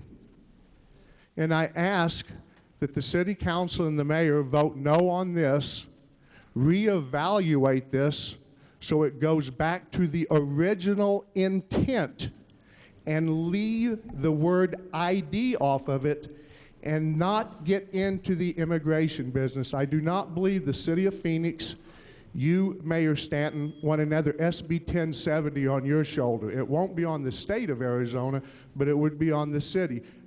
Please do not turn Phoenix into a sanctuary city. Thank you. Thank you very much, Mr. Rafferty. Please, we have to refrain from clapping or any other reaction to speakers. It's important that we keep decorum so everyone has an opportunity to speak. Mr. Councilman Nowakowski. Mayor, I'd like to respond back to that letter. In light of, you were talking about SB 1070, that's exactly what was going on at that time. Some of the confusion that was going on, some of the lawsuits that were going on, was putting some of our officers that patrol the streets, that patrol our neighborhoods, in danger. They were pulling people over, not knowing who they were pulling over and what type of individual they were pulling over. I asked the staff to do some research to find out if we could legally and if we can have a Phoenix ID that we can identify those individuals, so when our police officers pull people over, they knew who they were pulling over. At that time, the staff recommendation was not to do that. But you know what we're asking for right now is we're asking staff to go back and do some research, and looking at how can we combine all the different cards that we have within the city of Phoenix, all the different services that we provide in the city of Phoenix into one ID. And that's what this is all about, is going back and doing research before we as a body can actually vote on a subject. We need to have that data. So that's what we're asking our staff, or if this is approved today, is to go back and to research all the different possibilities, and bring us back the data of how much it would cost us, what benefits it would have for the city of Phoenix, and what savings it would have for the city of Phoenix. For myself, being a father of 5 children under the age of 13, having a library card, a bus card, a rec center card, it's difficult for children to be carrying all these different cards. As a parent, I would appreciate the city of Phoenix having one ID or one card for my children to use for all the different services for the city of Phoenix. And that's what we're asking, to do that research and find out if there's some savings for us. Thank you very much, Councilmember. Councilman, did you have a question for Mr. Rafferty? If not, please, we've got to move on to many other speakers. Ms. Poe is next, followed by Alice Navoa. Ms. Poe, good to see you. Good afternoon, Mayor, Vice Mayor, and members of council. I am here as Chanel Poe, who is also the governing board clerk for the Balt School District, and I am in favor of the wonderful Phoenix One ID. What I believe this is going to do for families in my district is it's going to increase parent engagement. Unfortunately, sometimes you don't have, you cannot self-identify. You are unable to come and volunteer and participate in your child's education. Point number 2, this is going to be a great opportunity to speak on Councilman Nowakowski's statement that he just made about streamlining services. We want to make sure that we have access to our libraries and to our bus systems as well. And point number 3, this will also help promote culture within our community, which Balt does have the Great Start program, where children who are enrolling in kindergarten, parents and families have the opportunity to visit some of our cultural spaces, including our museums and our libraries. So I ask you to please, when you look at this ordinance, would you take a look at and consider approving this as a yes, and also be very thoughtful when making this decision, because Phoenix has a unique opportunity to step in front of the curve and to lead our nation in being a more inclusive and welcoming city. Thank you. Thank you very much, Ms. Poe, for your testimony. Ms. Alice Navoa is next, followed by Herman Acosta. Good afternoon. My name is Alice Navoa, and I'm from Douglas, Arizona. And what affects Phoenix affects Douglas and every city in the state, and including the rest of the nation. I oppose this, and I would request the removal of this vote for conflict, because of a conflict of interest. Laura Pastor, Kate Gallego, Michael Novoleski, and also your vice Mayor Daniel Valenzuela. Now I will tell you why. U.S. Code 181015, on paraphrasing Section E, anybody pretending to be a United States citizen and is working in the United States or getting welfare, food stamps, and access is 5 years federal prison with a $7,000 fine. Section F, anybody pretending to be a United States citizen is registered to vote in any local, county, state, and federal level. It's also 5 years federal prison with a $7,000 fine that would include also a recall. Mrs. Pastor, Mrs. Gallego, her father, Mr. S. Pastor, Mrs. Gallego, Ruben Gallego, her husband, Mr. Michael Kaleski, I can't see his name, but I know who he hangs with, and also Daniel Valenzuela. All these 4 people are part of the Aztlán movement. The Aztlán movement, you spell it A-Z as in zebra, T-L-A-N. It is a radical Islamic Mexican Catholic movement that plans on taking over the United States. Do you recall when you were a child, when they would say it was a southwest of that belonged to Mexico, California, Arizona, and New Mexico, and Texas? Well, now it is the whole United States. And this will be exposed, it's being exposed. Virgen Guadalupe is not Virgin Mary.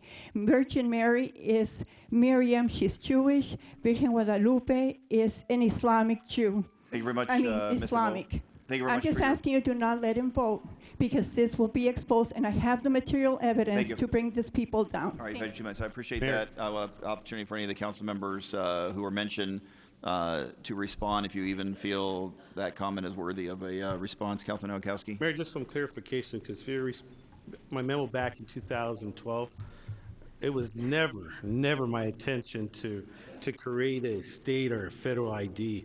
I mean, that's ridiculous. So I just want to put that on the record that it was never my intent to create a state or a federal ID, but to use as a tool to protect our officers. Thank you. Thank you very much, Councilman Nowakowski. Mayor, real quick. could Councilman I- Cicio, please. That is absolutely correct. Michael and I have talked about this before. He has never, ever said to me, which he could, that was his intent. So I just want to put that on the record as well.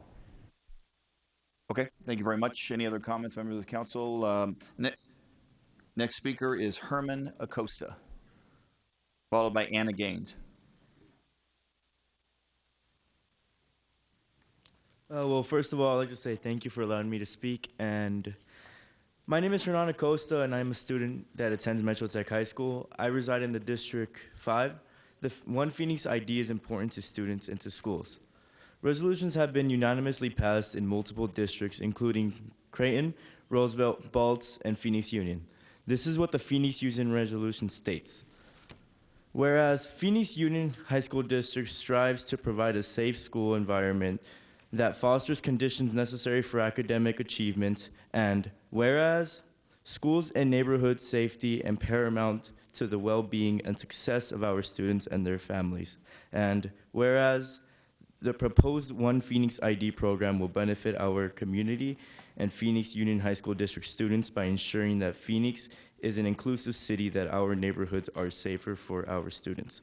And now, therefore, be it resolved that the Phoenix Union High School District Governing Board supports the proposed One Phoenix ID program, adopted this 5th day of February 2015 by the Phoenix Union High School District Governing Board of Maricopa County. I want to say thank you, all of Phoenix Union High School District board members who voted in favor of this resolution, especially Councilwoman Laura Pastor, who spoke in strong support of the ID when she voted yes to the resolution. I hope all the council, women and men, vote yes on the Phoenix One ID. Thank you very much, Hernan, for taking the time to be here. Next is Anna Gaines. Ms. Gaines, you should provide testimony on this item, followed by Carlos Corral.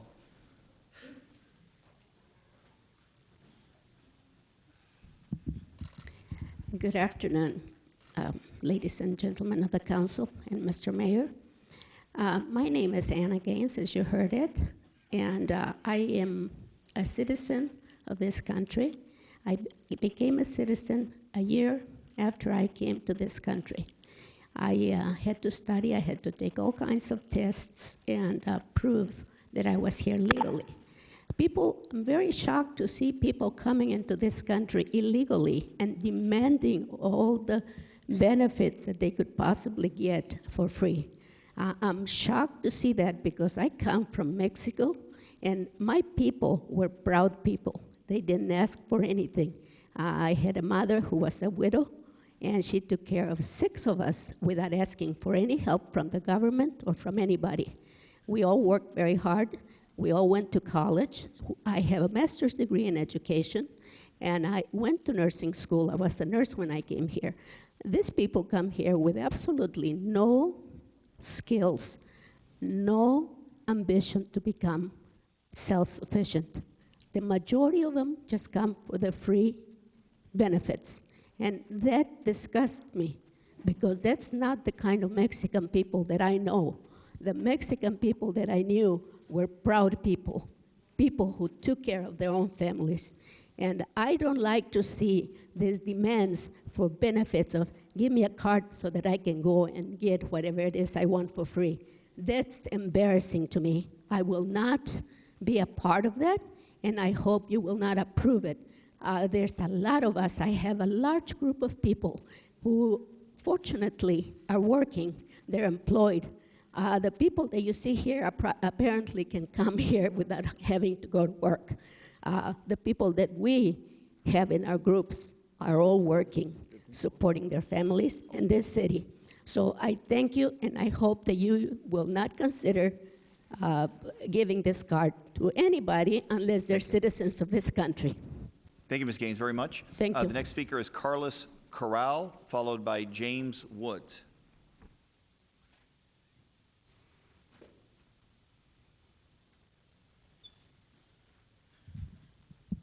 Hello, City Council. My name is Carlos Corral. I live on 3836 West Encanto Boulevard, and I'm here in support of the United Services Phoenix ID card and with the Municipio ID component, because our community does not really trust the police as witnesses or as victims. We need this in order for us to regain some trust in law enforcement again. And I feel like with this, it'll help our community connect more with law enforcement and make law enforcement officials their jobs easier. And I mean, it'll help local businesses, it'll help the city, and it'll help the people of Phoenix. Thank you. Thank you, Mr. Corral. Mr. James Woods is next, followed by Tomas Robles.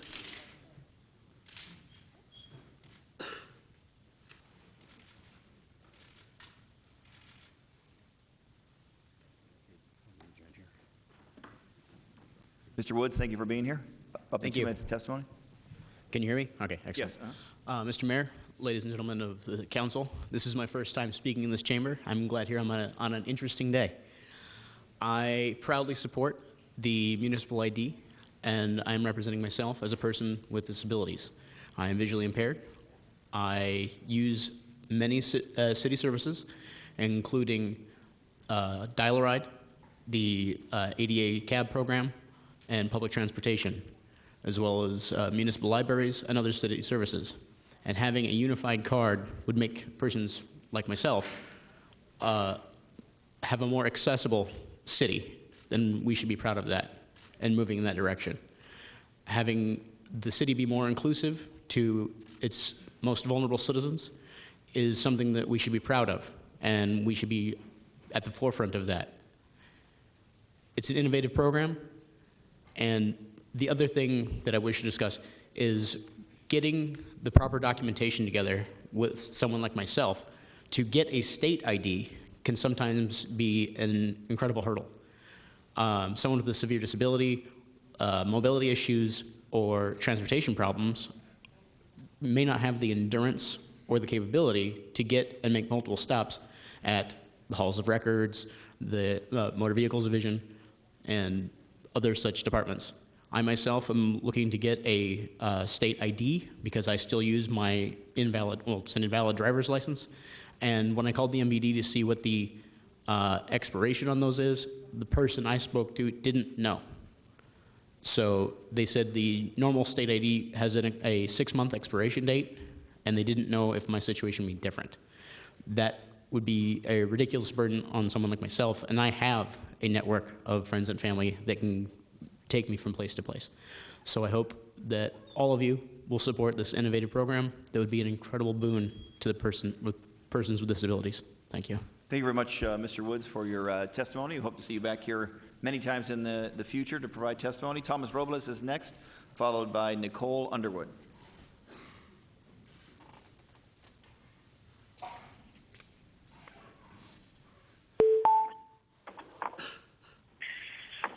Good afternoon, Council and Mayor. Thank you very much for allowing me the time to speak. My name is Tomas Robles. I live on 6308 West Hughes Drive in Phoenix, Arizona.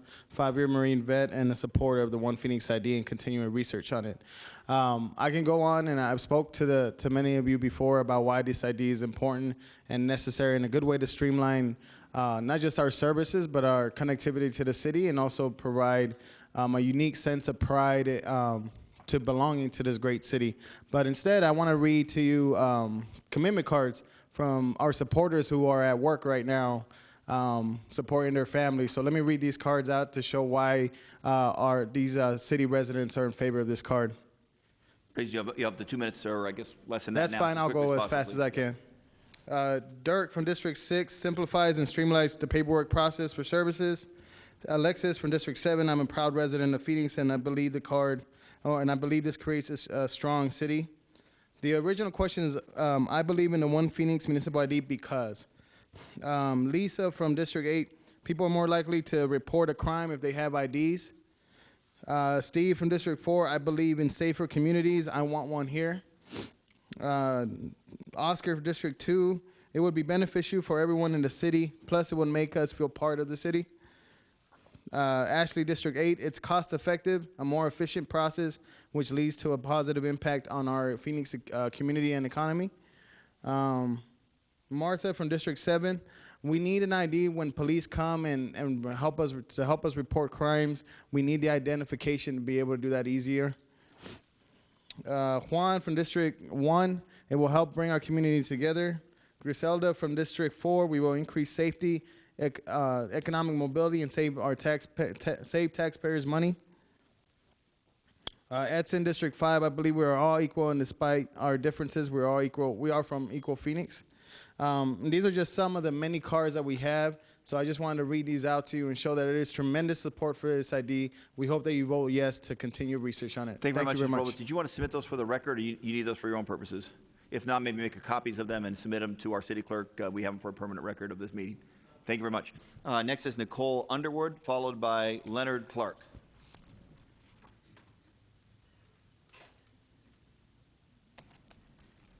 Greetings, Mayor and City Council. My name is Nicole Underwood. I reside at 2542 North 12th Street in the Coronado neighborhood, downtown city, Phoenix City resident, as well as a representative of Roosevelt Road Community Development Corporation. I stand before you today to support this initiative. I believe it's a great municipal card that will provide supports for our local economy, providing incentives to keep dollars within our city, while also consolidating amenities like bus and light rail riders, saving the city money. A card like this also unites our diverse community, providing access to a variety of amenities that they might not otherwise have known about or have access to, but specifically also working to support local and arts and culture initiatives downtown. This card would be a solution to strengthen our local community and our civic pride. I encourage you all to move forward with the next step to explore the benefits of this card and to give the residents of our city an opportunity to gauge together. Thank you. Thank you very much for coming down and testifying this item. Mr. Leonard Clark, did you provide testimony, followed by Elamon Rodriguez? Thank you, Mayor and Council. My name is Leonard Clark.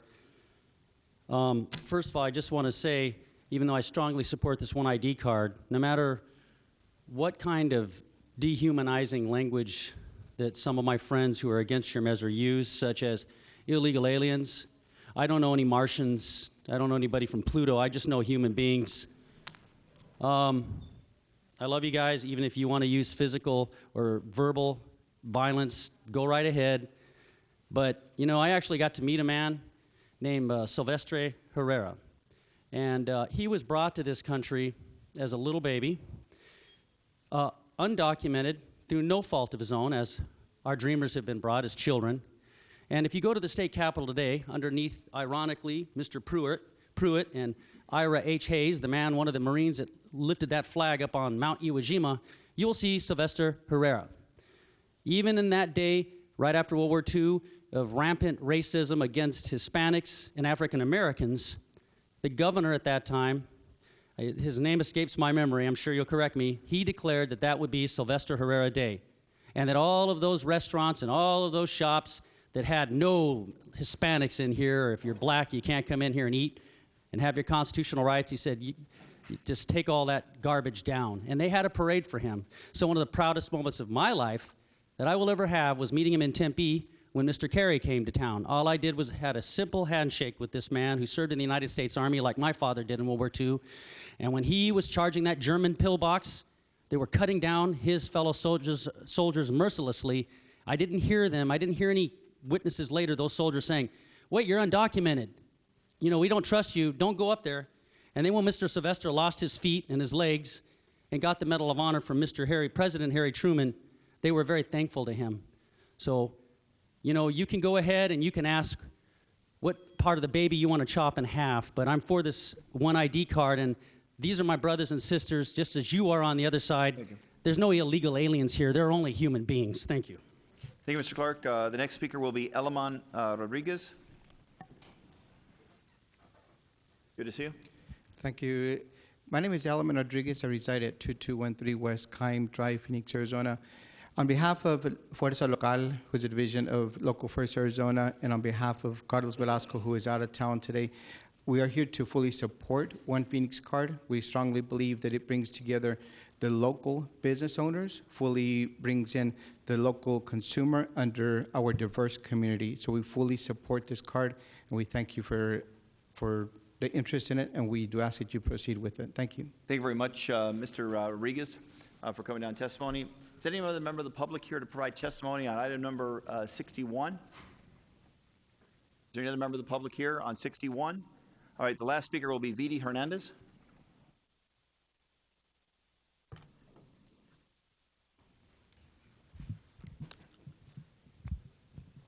Hello, my name is Vidi Hernandez. Thank you for having me here. I am coordinating right now the One Phoenix Coalition, which consists of over 70 organizations, and that includes homeless shelters, art institutions, business shelters, shelters for domestic violence, faith community, block watches, and school boards. We've collected over 10,000 pledge cards, which Tomas was reading earlier, so we can provide copies, but it's over 10,000 of them, so it's going to be a little long. And 10,000 people who have said that they're excited about this idea and excited about this proposal. We're in support of the continued research for the United Services Card with the biometrics and with the biometrics component. We believe that it will increase public safety, bring money to our local economy, and create a more inclusive city. We agree that this should not cost the city any money, and we've been looking at several different ways for private partnerships to make sure that this is something that doesn't cost our city any money. And after several conversations, including with District 6 office, we have included ideas of including that this is not a valid voting card. So different things that we're open to and want to continue to push forward in the research that will continue. And finally, I'd like to ask everyone that is here in support of the One Phoenix ID to stand up.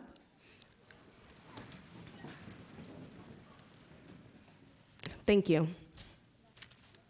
All right, thank you very much, Ms. Hernandez. I just want to read the additional names into the record of those here either in favor or oppose the item. Opposed to the proposal item number 61 is Buffalo Rick Galliner. Mark Spencer, representing Judicial Watch, is opposed. I'm sorry, the comment from Mr. Galliner was it's a waste of money. We are facing deficit, and efforts and dollars can be better spent on first responders and street improvements. I want to make sure that got in the record. Again, Mark Spencer of Judicial Watch is also opposed. Jay Emmerich is opposed. Attila Revez is opposed. James Markins is Opposed? In favor of the proposal, Mary Moore, Isabel Garcia, Bill Scheel, Violeta Rojas, Stanford Prescott, Christian Avila, Dominica Guevara, Aldo Gonzalez, Dagoberto Belon, Vianney Oliveria, Lori Robinson, Rasul Al-Hassani, Veronica Batrez, Rosa Pastrana, good to see you, Ezekiel Santos Rivera, Ernesto Barcamontes, Aaron Nedifer, Yamil Martinez, Norma Jimenez, Sandra Weir, Sarah Warren, Jessica Eng, Gilbert Romero, Cesar Terrazas, Christopher Fleischman, Joseph Larios, Ricky Gonzalez, Liz Ricario, David Guyana Avila, Francisco Aro Nieto, and Rebecca, no last name. Rebecca, thank you for your input.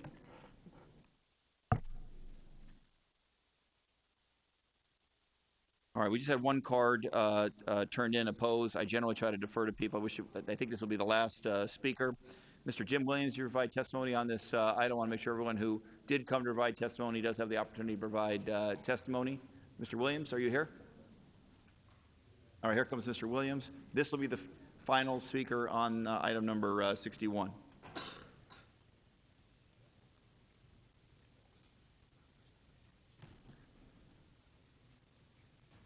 All right, Mr. Williams, up to 2 minutes of testimony. Thanks for coming.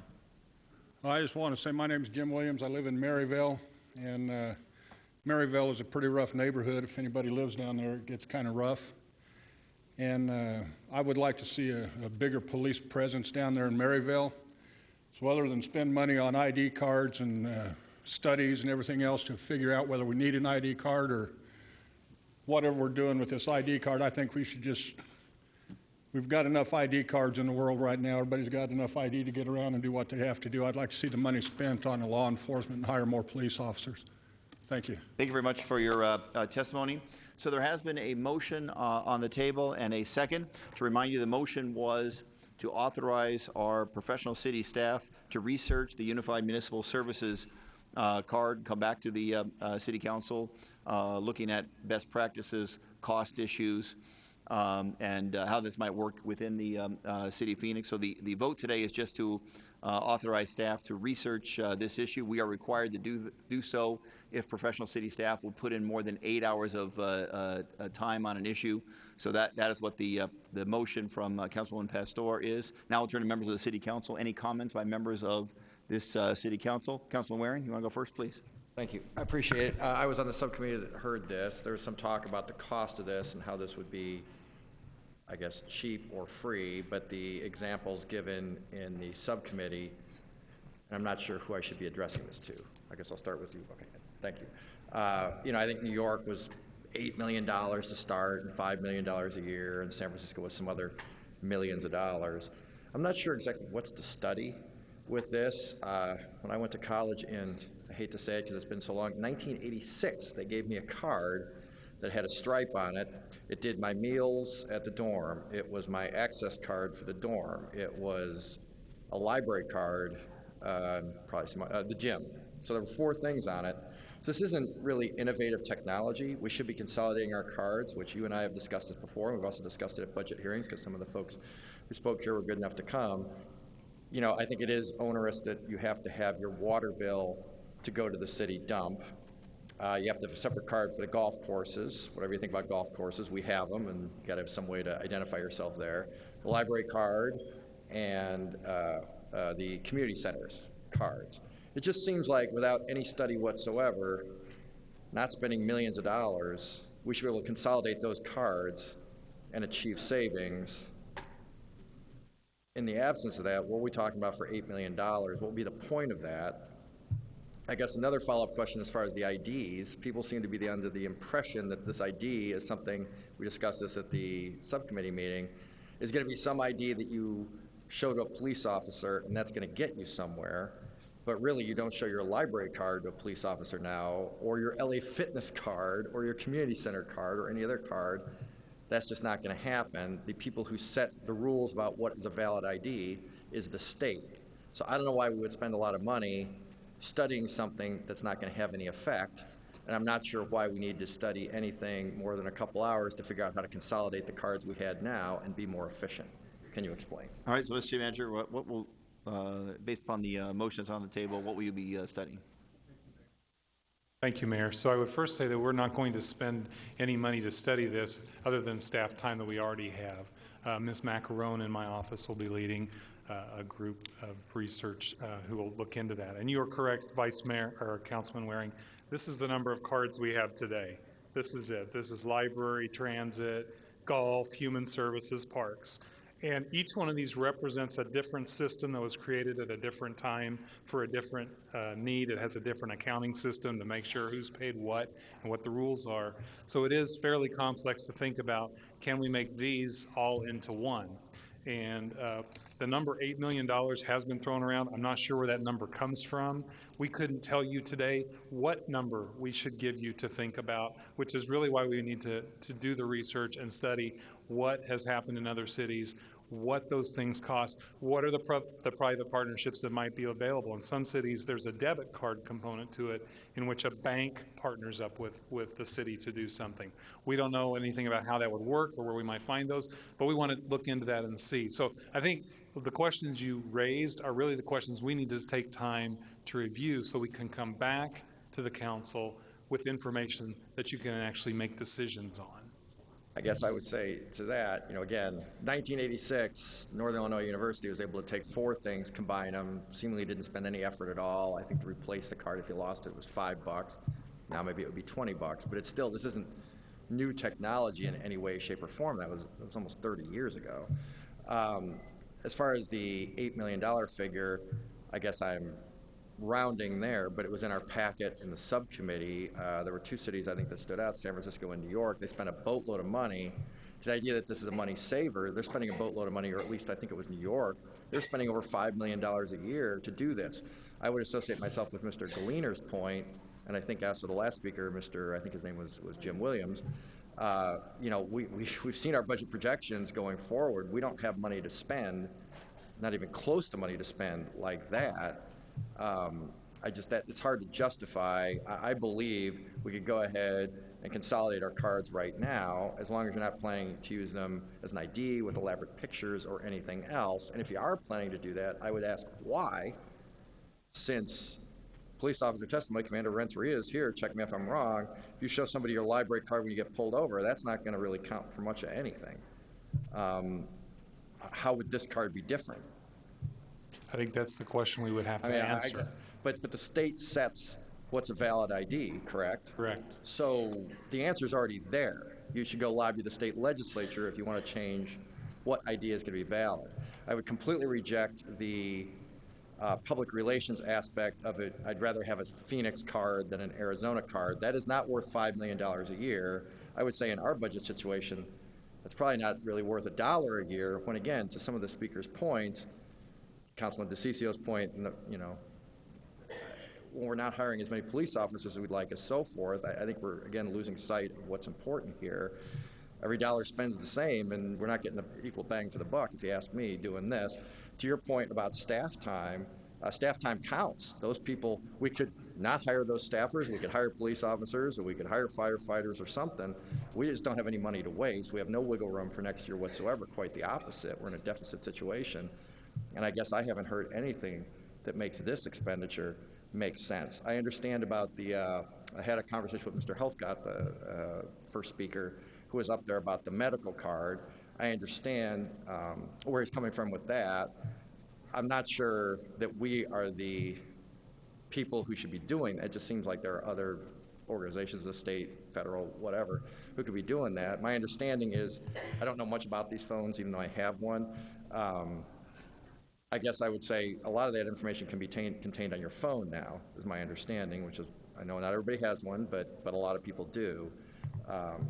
So it's a pretty big outlay for what we'd be talking about, and I'm not sure it's worthy of spending money to study it. Mayor, Councilman Waring, I agree with you. I would not, as city manager, recommend to you something that would cost us $5 million. But I can't tell the council today what any of this would cost without having some more research. And the policy questions you raise about it, I think, are exactly the questions that the council will need to address, but those need to be addressed with good information that we generate for you so that you have that to make those decisions on. But it sounded like the information that was presented as a subcommittee was definitive. It had specific, again, I'm throwing out 8 million, but I think it was 8.4. So, I mean, clearly some research has already been done. I guess it wasn't 8 hours worth, but clearly people went, staffers, I assume, went, and I hope, staffers, and I hope it was knowledgeable people, they went and looked at what had happened in other cities. Those were the dollar figures they came up with. I'm not sure that much, maybe those places, you know, maybe they are emboldened by their states to have their own IDs. We are not. So I think that takes that policy question right out of it. State legislature would have to change policy, and the governor would have to sign it, and I'm not sure that's likely to happen for this purpose anytime soon. I just don't want us to see us spend money, get people, obviously there are people who are really enthusiastic about this card, under what is a false premise of what we can do and what this card would do. And I've heard some things that just don't connect with what I think is legal reality. And you seem to be agreeing with what I'm saying on that score, so. Let City Manager speak for himself, please. Yeah. So again, the numbers that were in those reports were just based on some basic Google research, but we don't know, we haven't been able to determine or to put out what did New York do that cost them that much? What did San Francisco do that costs that much? And what would that translate to in Phoenix, which is a different city, of course, than New York or San Francisco. So it's really trying to be able to get you the information to use. And then as to your last point, absolutely, if there's a question about it being used as an ID, we've been very clear, and the police department's been very clear all along, that they will follow the state law as to what is usable as an ID, and we would want to be very clear in our communication about if this were an ID, what it would be used for. But we're not even to that point yet. We have to just get the basic information for that decision to be made. Councilman Pastor?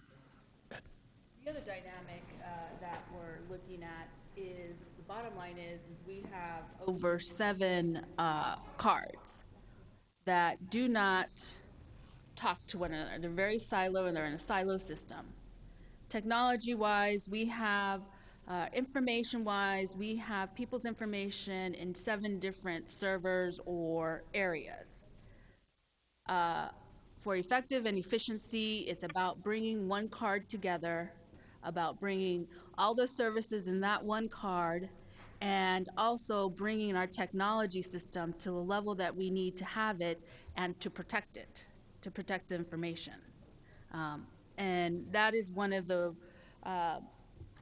reasons why I was looking at a unified city service card, and to look and do that research to see what that means and what that looks like. So that's the other piece of all of this in doing research.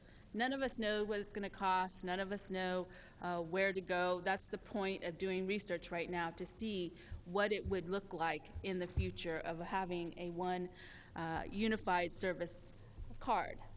So that's another dynamic that goes into play. Thank you very much. Councilman Gates, you have comments, questions? Thank you, Mayor. Question for the city manager. So he held up several cards there. So I just wanted to ask you about each one of those. What is required? Maybe if you just tell me what the first one is. Sure, I've got a library card. Okay, so library card, what does someone have to present to get a library card? They just show up and say, hi, I'm Bill Gates, and then they go, no, you're not. I mean, what do we have to I'm going to ask our city librarian to answer that because, and it sort of goes to Councilwoman Pastor's point, is each one of these has its own set of requirements, and so we need people who know those things specifically to answer that. Ms. Rita Hamilton is our city librarian.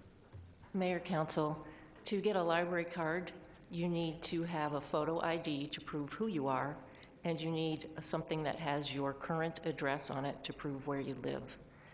Typically, for most folks, that's one piece of ID that has their address, but if the ID does not have the address, we will accept other forms of ID for the address.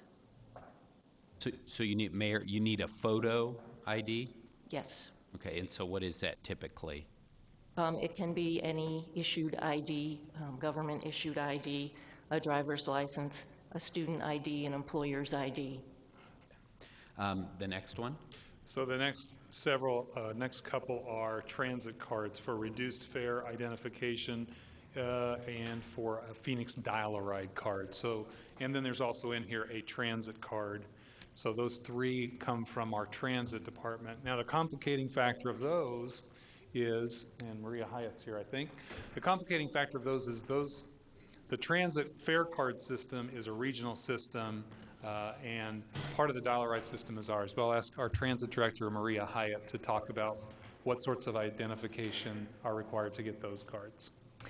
Thank you, Ed. Mayor and Council, for the Dial-A-Ride card, because it is a requirement to go through an evaluation, we do issue a card specific to that individual, and it is good for a period of time.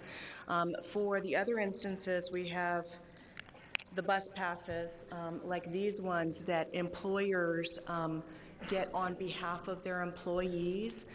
They're specific to an individual. And there is a card that notes that every time I use my pass, it notes how many times. And then, of course, we have our regular passes today, which are just a mag stripe that are used in the system.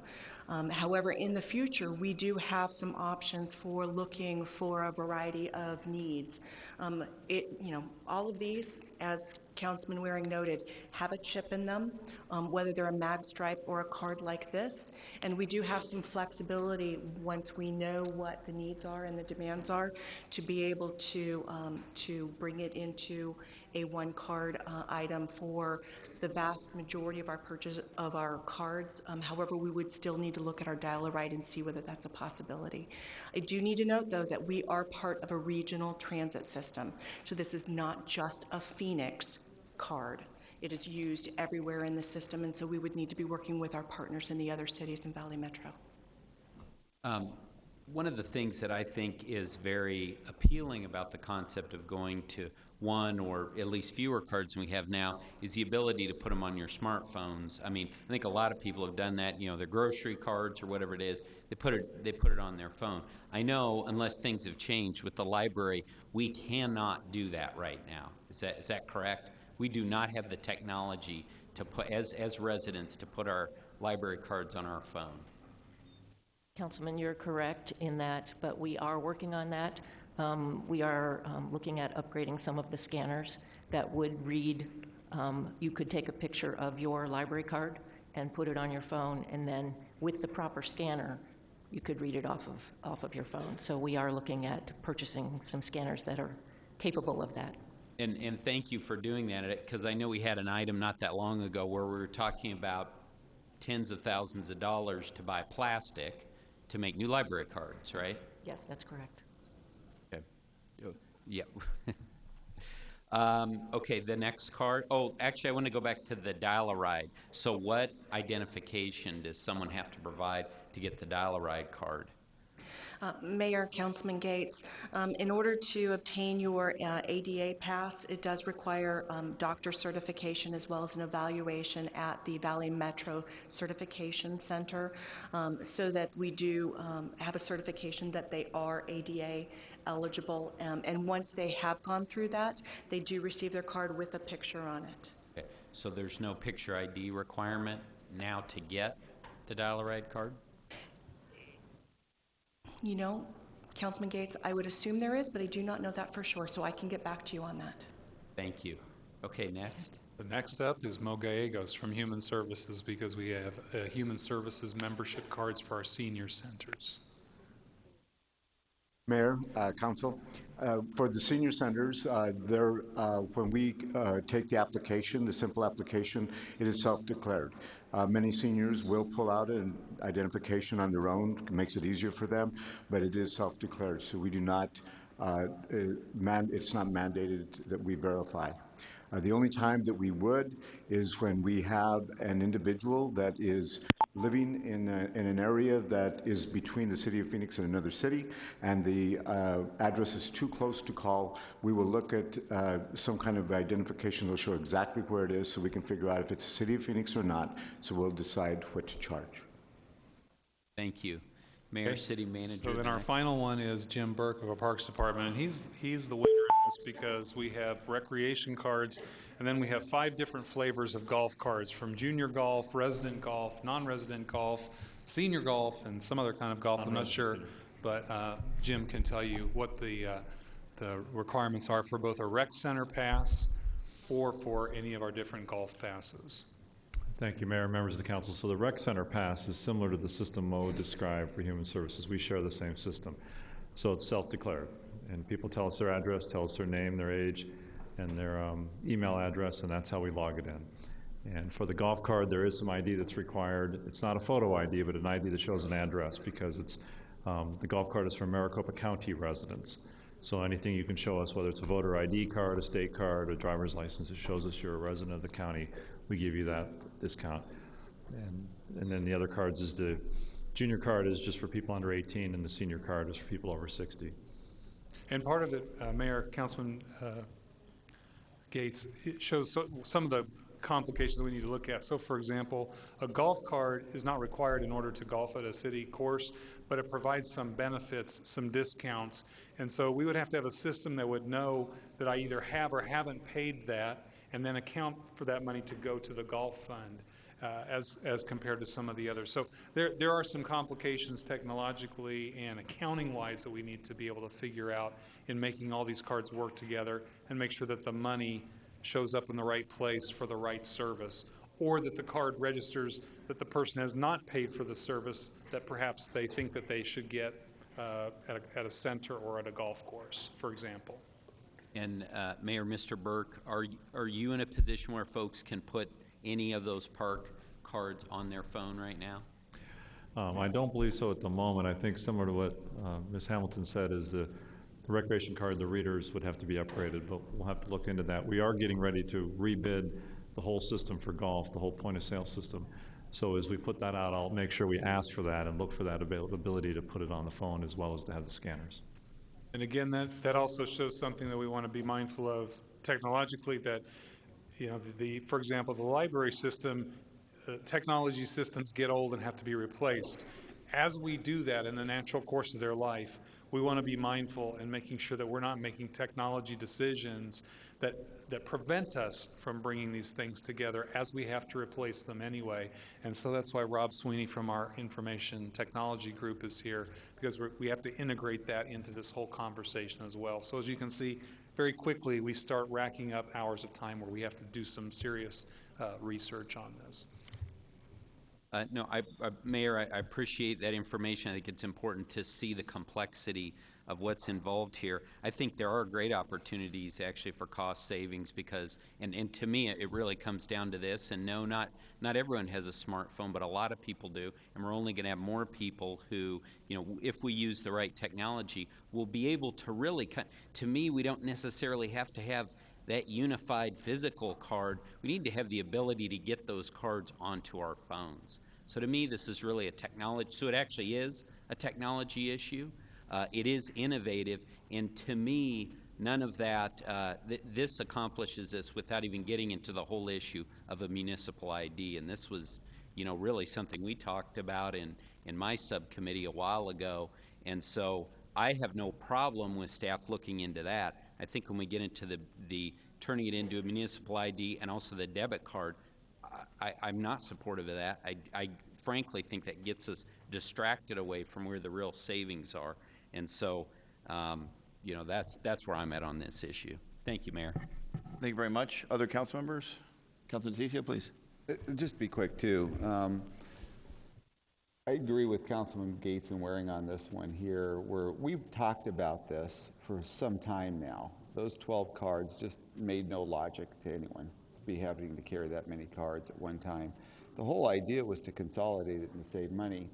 And I find it even a little bit curious that we're even here today discussing this. And this, regardless of what happens with the vote, it looks like the votes are there to pass this for this 8-hour. It's really just giving staff the direction to look at all these different options. So there are going to be multiple bites at this apple for everybody. So this is just the first step of many. I just want to make sure people understand what the vote is about today. It's literally one of probably 3 or 4 votes that are going to be moving ahead. But the question that I've got is, I mean, it's just common sense that consolidating everything into a card is going to save us some money. just on the card part of it, that Jim said that back in the 1980s, everybody had one card, even in school. I don't know why we just didn't do that at the very first step. And now all of a sudden this has evolved into something that a lot of us is kind of new to. I'm kind of surprised by it because that's not what the intentions were. And this is something that I think staff could have easily just said, hey, look, we're going to consolidate these cards. Maybe not all into one because you got some other issues with the transit part of it, but mostly it could be there. I really like the concept of Councilman Gates. I mean, if you can use your phone and get a cappuccino, why can't you get a library book? You know what I mean? It doesn't make sense if you can't do that either. But for some reason, the fact that now you're going to come back with all these multiple options when everything was meant to be toward a municipal card, all consolidated, one, maybe three at the most, but probably no more than that. And then seeing the possibility of adding on to the phone was where we were supposed to go. So I'm find this even a bit more curious that we're even having this discussion here today. Thanks, Mayor. Thank you. Other comments? Councilman Waring, you have more additional Thanks. comments? I did. So for those who remember the show Seinfeld, George Costanza and his thick wallet, he had all the cards in it and so forth. I'm one of those guys. I got a lot of different cards in my wallet. As Councilman Gates says, this is, I mean, it might be nice to study, but this phone is going to make that a moot point in a relatively short period of time. So it's another reason I think not to spend a lot of time studying this, as this stuff, you can have as many apps on this probably as you want. I'm sure the number will only grow as the phones get more, the phone makers get more creative. We are not talking about raising or lowering the standard to get a library card, correct? And that seemed to be the highest bar in that stack. You have to have a photo ID, you have to have a second form of identification with your address on it. Mayor, correct? Councilman Waring, that's correct. This is not about the standards. This is about how the cards operate. But so if the new card was a library card, it just seems it would be the same as showing a library card to a police officer or something now. I think, again, it illustrates the point that this is not going to be a valid ID unless you wanted to show a passport or something to get a library card. There was comments in the subcommittee about children. We want them to use libraries. Of course we want them to use libraries. We had a presentation this morning about all the good programs the library is running, which I thought was great, online for parents and so forth. But kids get library cards now, right? I mean, Yes. what's the youngest? Is there any limit? Do we have a record of, but we have children who aren't driving, who aren't carrying around their passports, getting library cards. So that's not a problem now. That was referenced that it would be really hard for kids to get a library card. I think that's a spurious argument. Again, as Councilman DeCiccio said, distracting from what the real issue is, trying to save the city some money. Another thing was it was really hard, for some citizens it was unclear and unstated why it would be hard to get, say, a library card or something. Well, we've heard that the standard is it's not particularly onerous. To prove the point, I wanted a book from our library. Our library is wonderful, but it did not have the specific book on DVD that I wanted. And I live on the Scottsdale border. It turns out Scottsdale had it. Our library was good enough to provide that information. So I walked over to Scottsdale, and it took me maybe a total of a minute to get a Scottsdale library card and check out the book on tape that I wanted. So again, I'm not sure who's having problems getting a library card and so forth, and what we're going to study that makes us think this ID is going to fix that problem. It just seems like Councilman DeCiccio is right. There was an idea, save some money. The idea went in a different direction. I'm not impugning motives here. I'm just saying it's taken us in a direction that doesn't make any sense. It sounds like it could cost a boatload of money at a time when we don't have it. Not that we'd want to waste money anyway. And I just think, I don't understand where we're going with this, and it doesn't really make a lot of sense. So that's why I'll be voting no.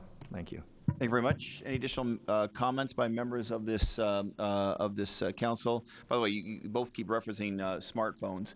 That's so last year. Wearables, that's the future, Apple phones. I'm Councilman Nowakowski. always 2 generations behind. Thank you for reminding me that my kids are better at this than me, and they're 4. So, Councilman Nowakowski. Mayor, I really want to give some direction to staff. I really like to find out what the best practices are out there and the different partnerships, if there is private partnerships out there, and if there is revenue-driven ways of creating revenue for the city, I like to look into that. I like to see how many different IDs we have and what's the renewal. Is it every year? What's the process? And how much does it cost us to actually produce each of those cards? And if we do produce a one card, what would that cost savings be for us? The other thing is I like the idea that Councilwoman Pastor, the data. I think data is really important. How do we collect all that data, and how can we as the city of Phoenix use that data for customer service and improving our whole customer service? I know that we're looking at technology, and I know we're talking about using smartphones or whatever the new trend is, but not everyone has a smartphone. Not everyone can afford the new trends. And I think that I can speak as a father of 5 under 13. My kids don't have phones. So I want to make sure that we provide, especially for young people, even people that are going through domestic violence situations in their lives, homeless individuals, that we provide some type of an ID that we can actually give them, or if it's a service card or whatever we're going to call it, that we can actually have two means. If we can use technology, but at the same time for those people that are low income and that are in a situation in their lives where they just don't have that technology at hand, that we open that up. The other thing is, how do we look at other cities? We were talking about the bus and the regional cards that we have. Maybe even looking at how to create a regional card that we can actually use in multi-purposes, if it's a bus or light rail, and there might be other services that we provide. And the other thing is we're looking at our water bills to be paperless. So if we're going to be doing that, I know that when you go to the junkyard, you have to take the landfill, you have to take your proof of your water bill. So how could this card take the place of that? And how can we actually use maybe best practices other cities where it becomes a debit card and we can actually use it to pay your water bill with that debit card?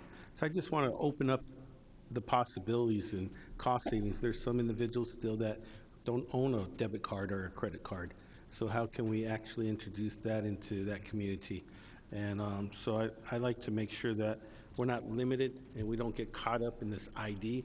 I'm not sure where this whole direction went with the ID, but I mean, I really want to make sure that we provide the best services that are out there for our community and that we can actually know who are the residents.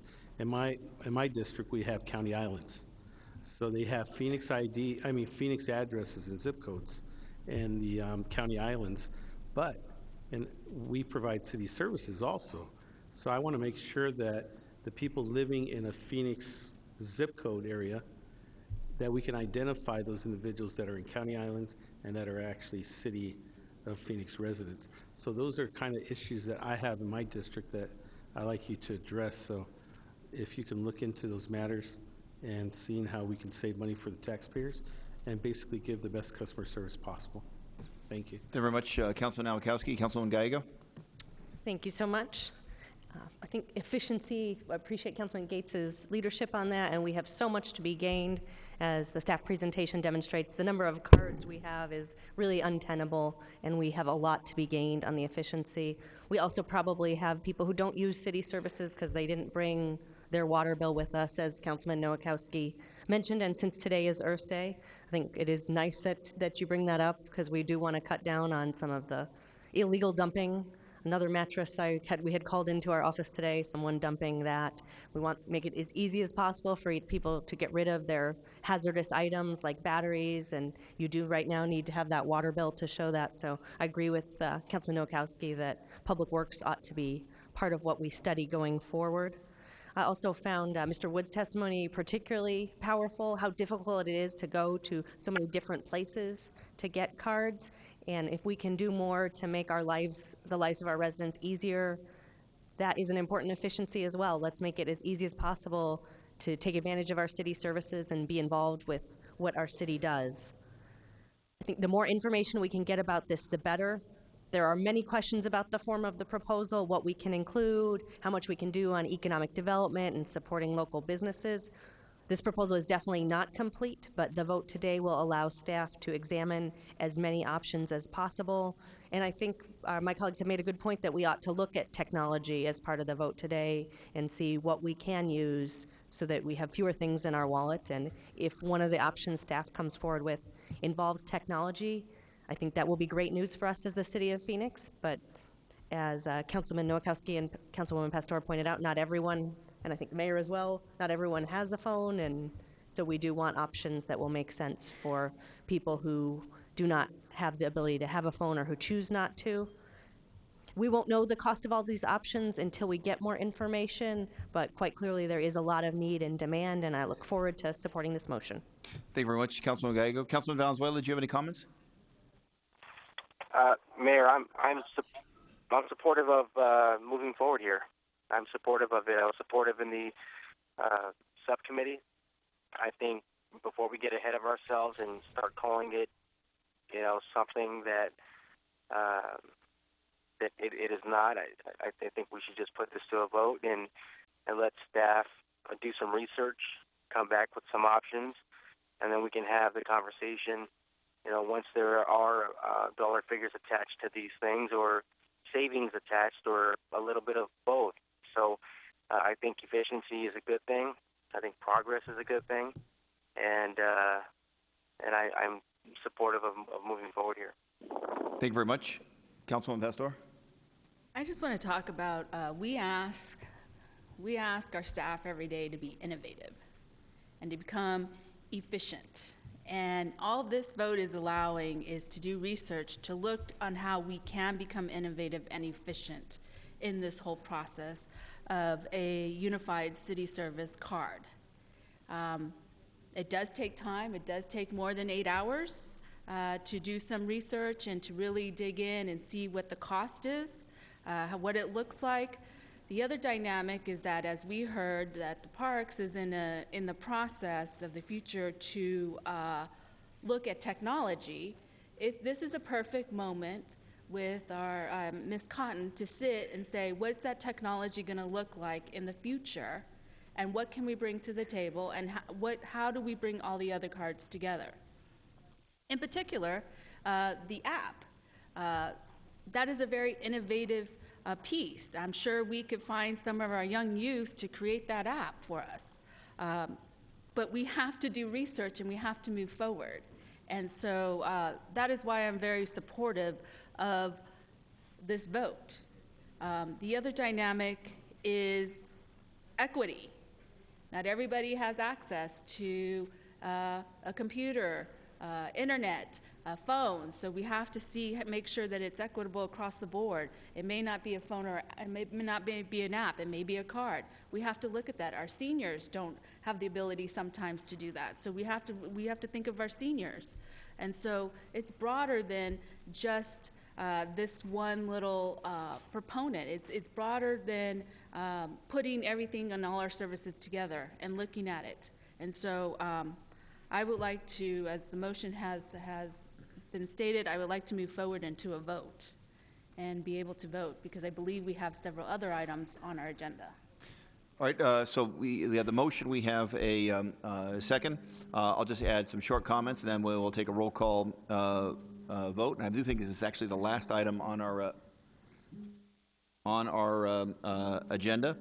I will be supporting Councilwoman Pastor's motion. I think it is important that we allow our staff the flexibility to do the research necessary to come back with this city council with information and options so that we can vote in the future as a city council. I'm interested in learning about what other cities have done, best practices around the country, what we can learn from the experiences of those other cities.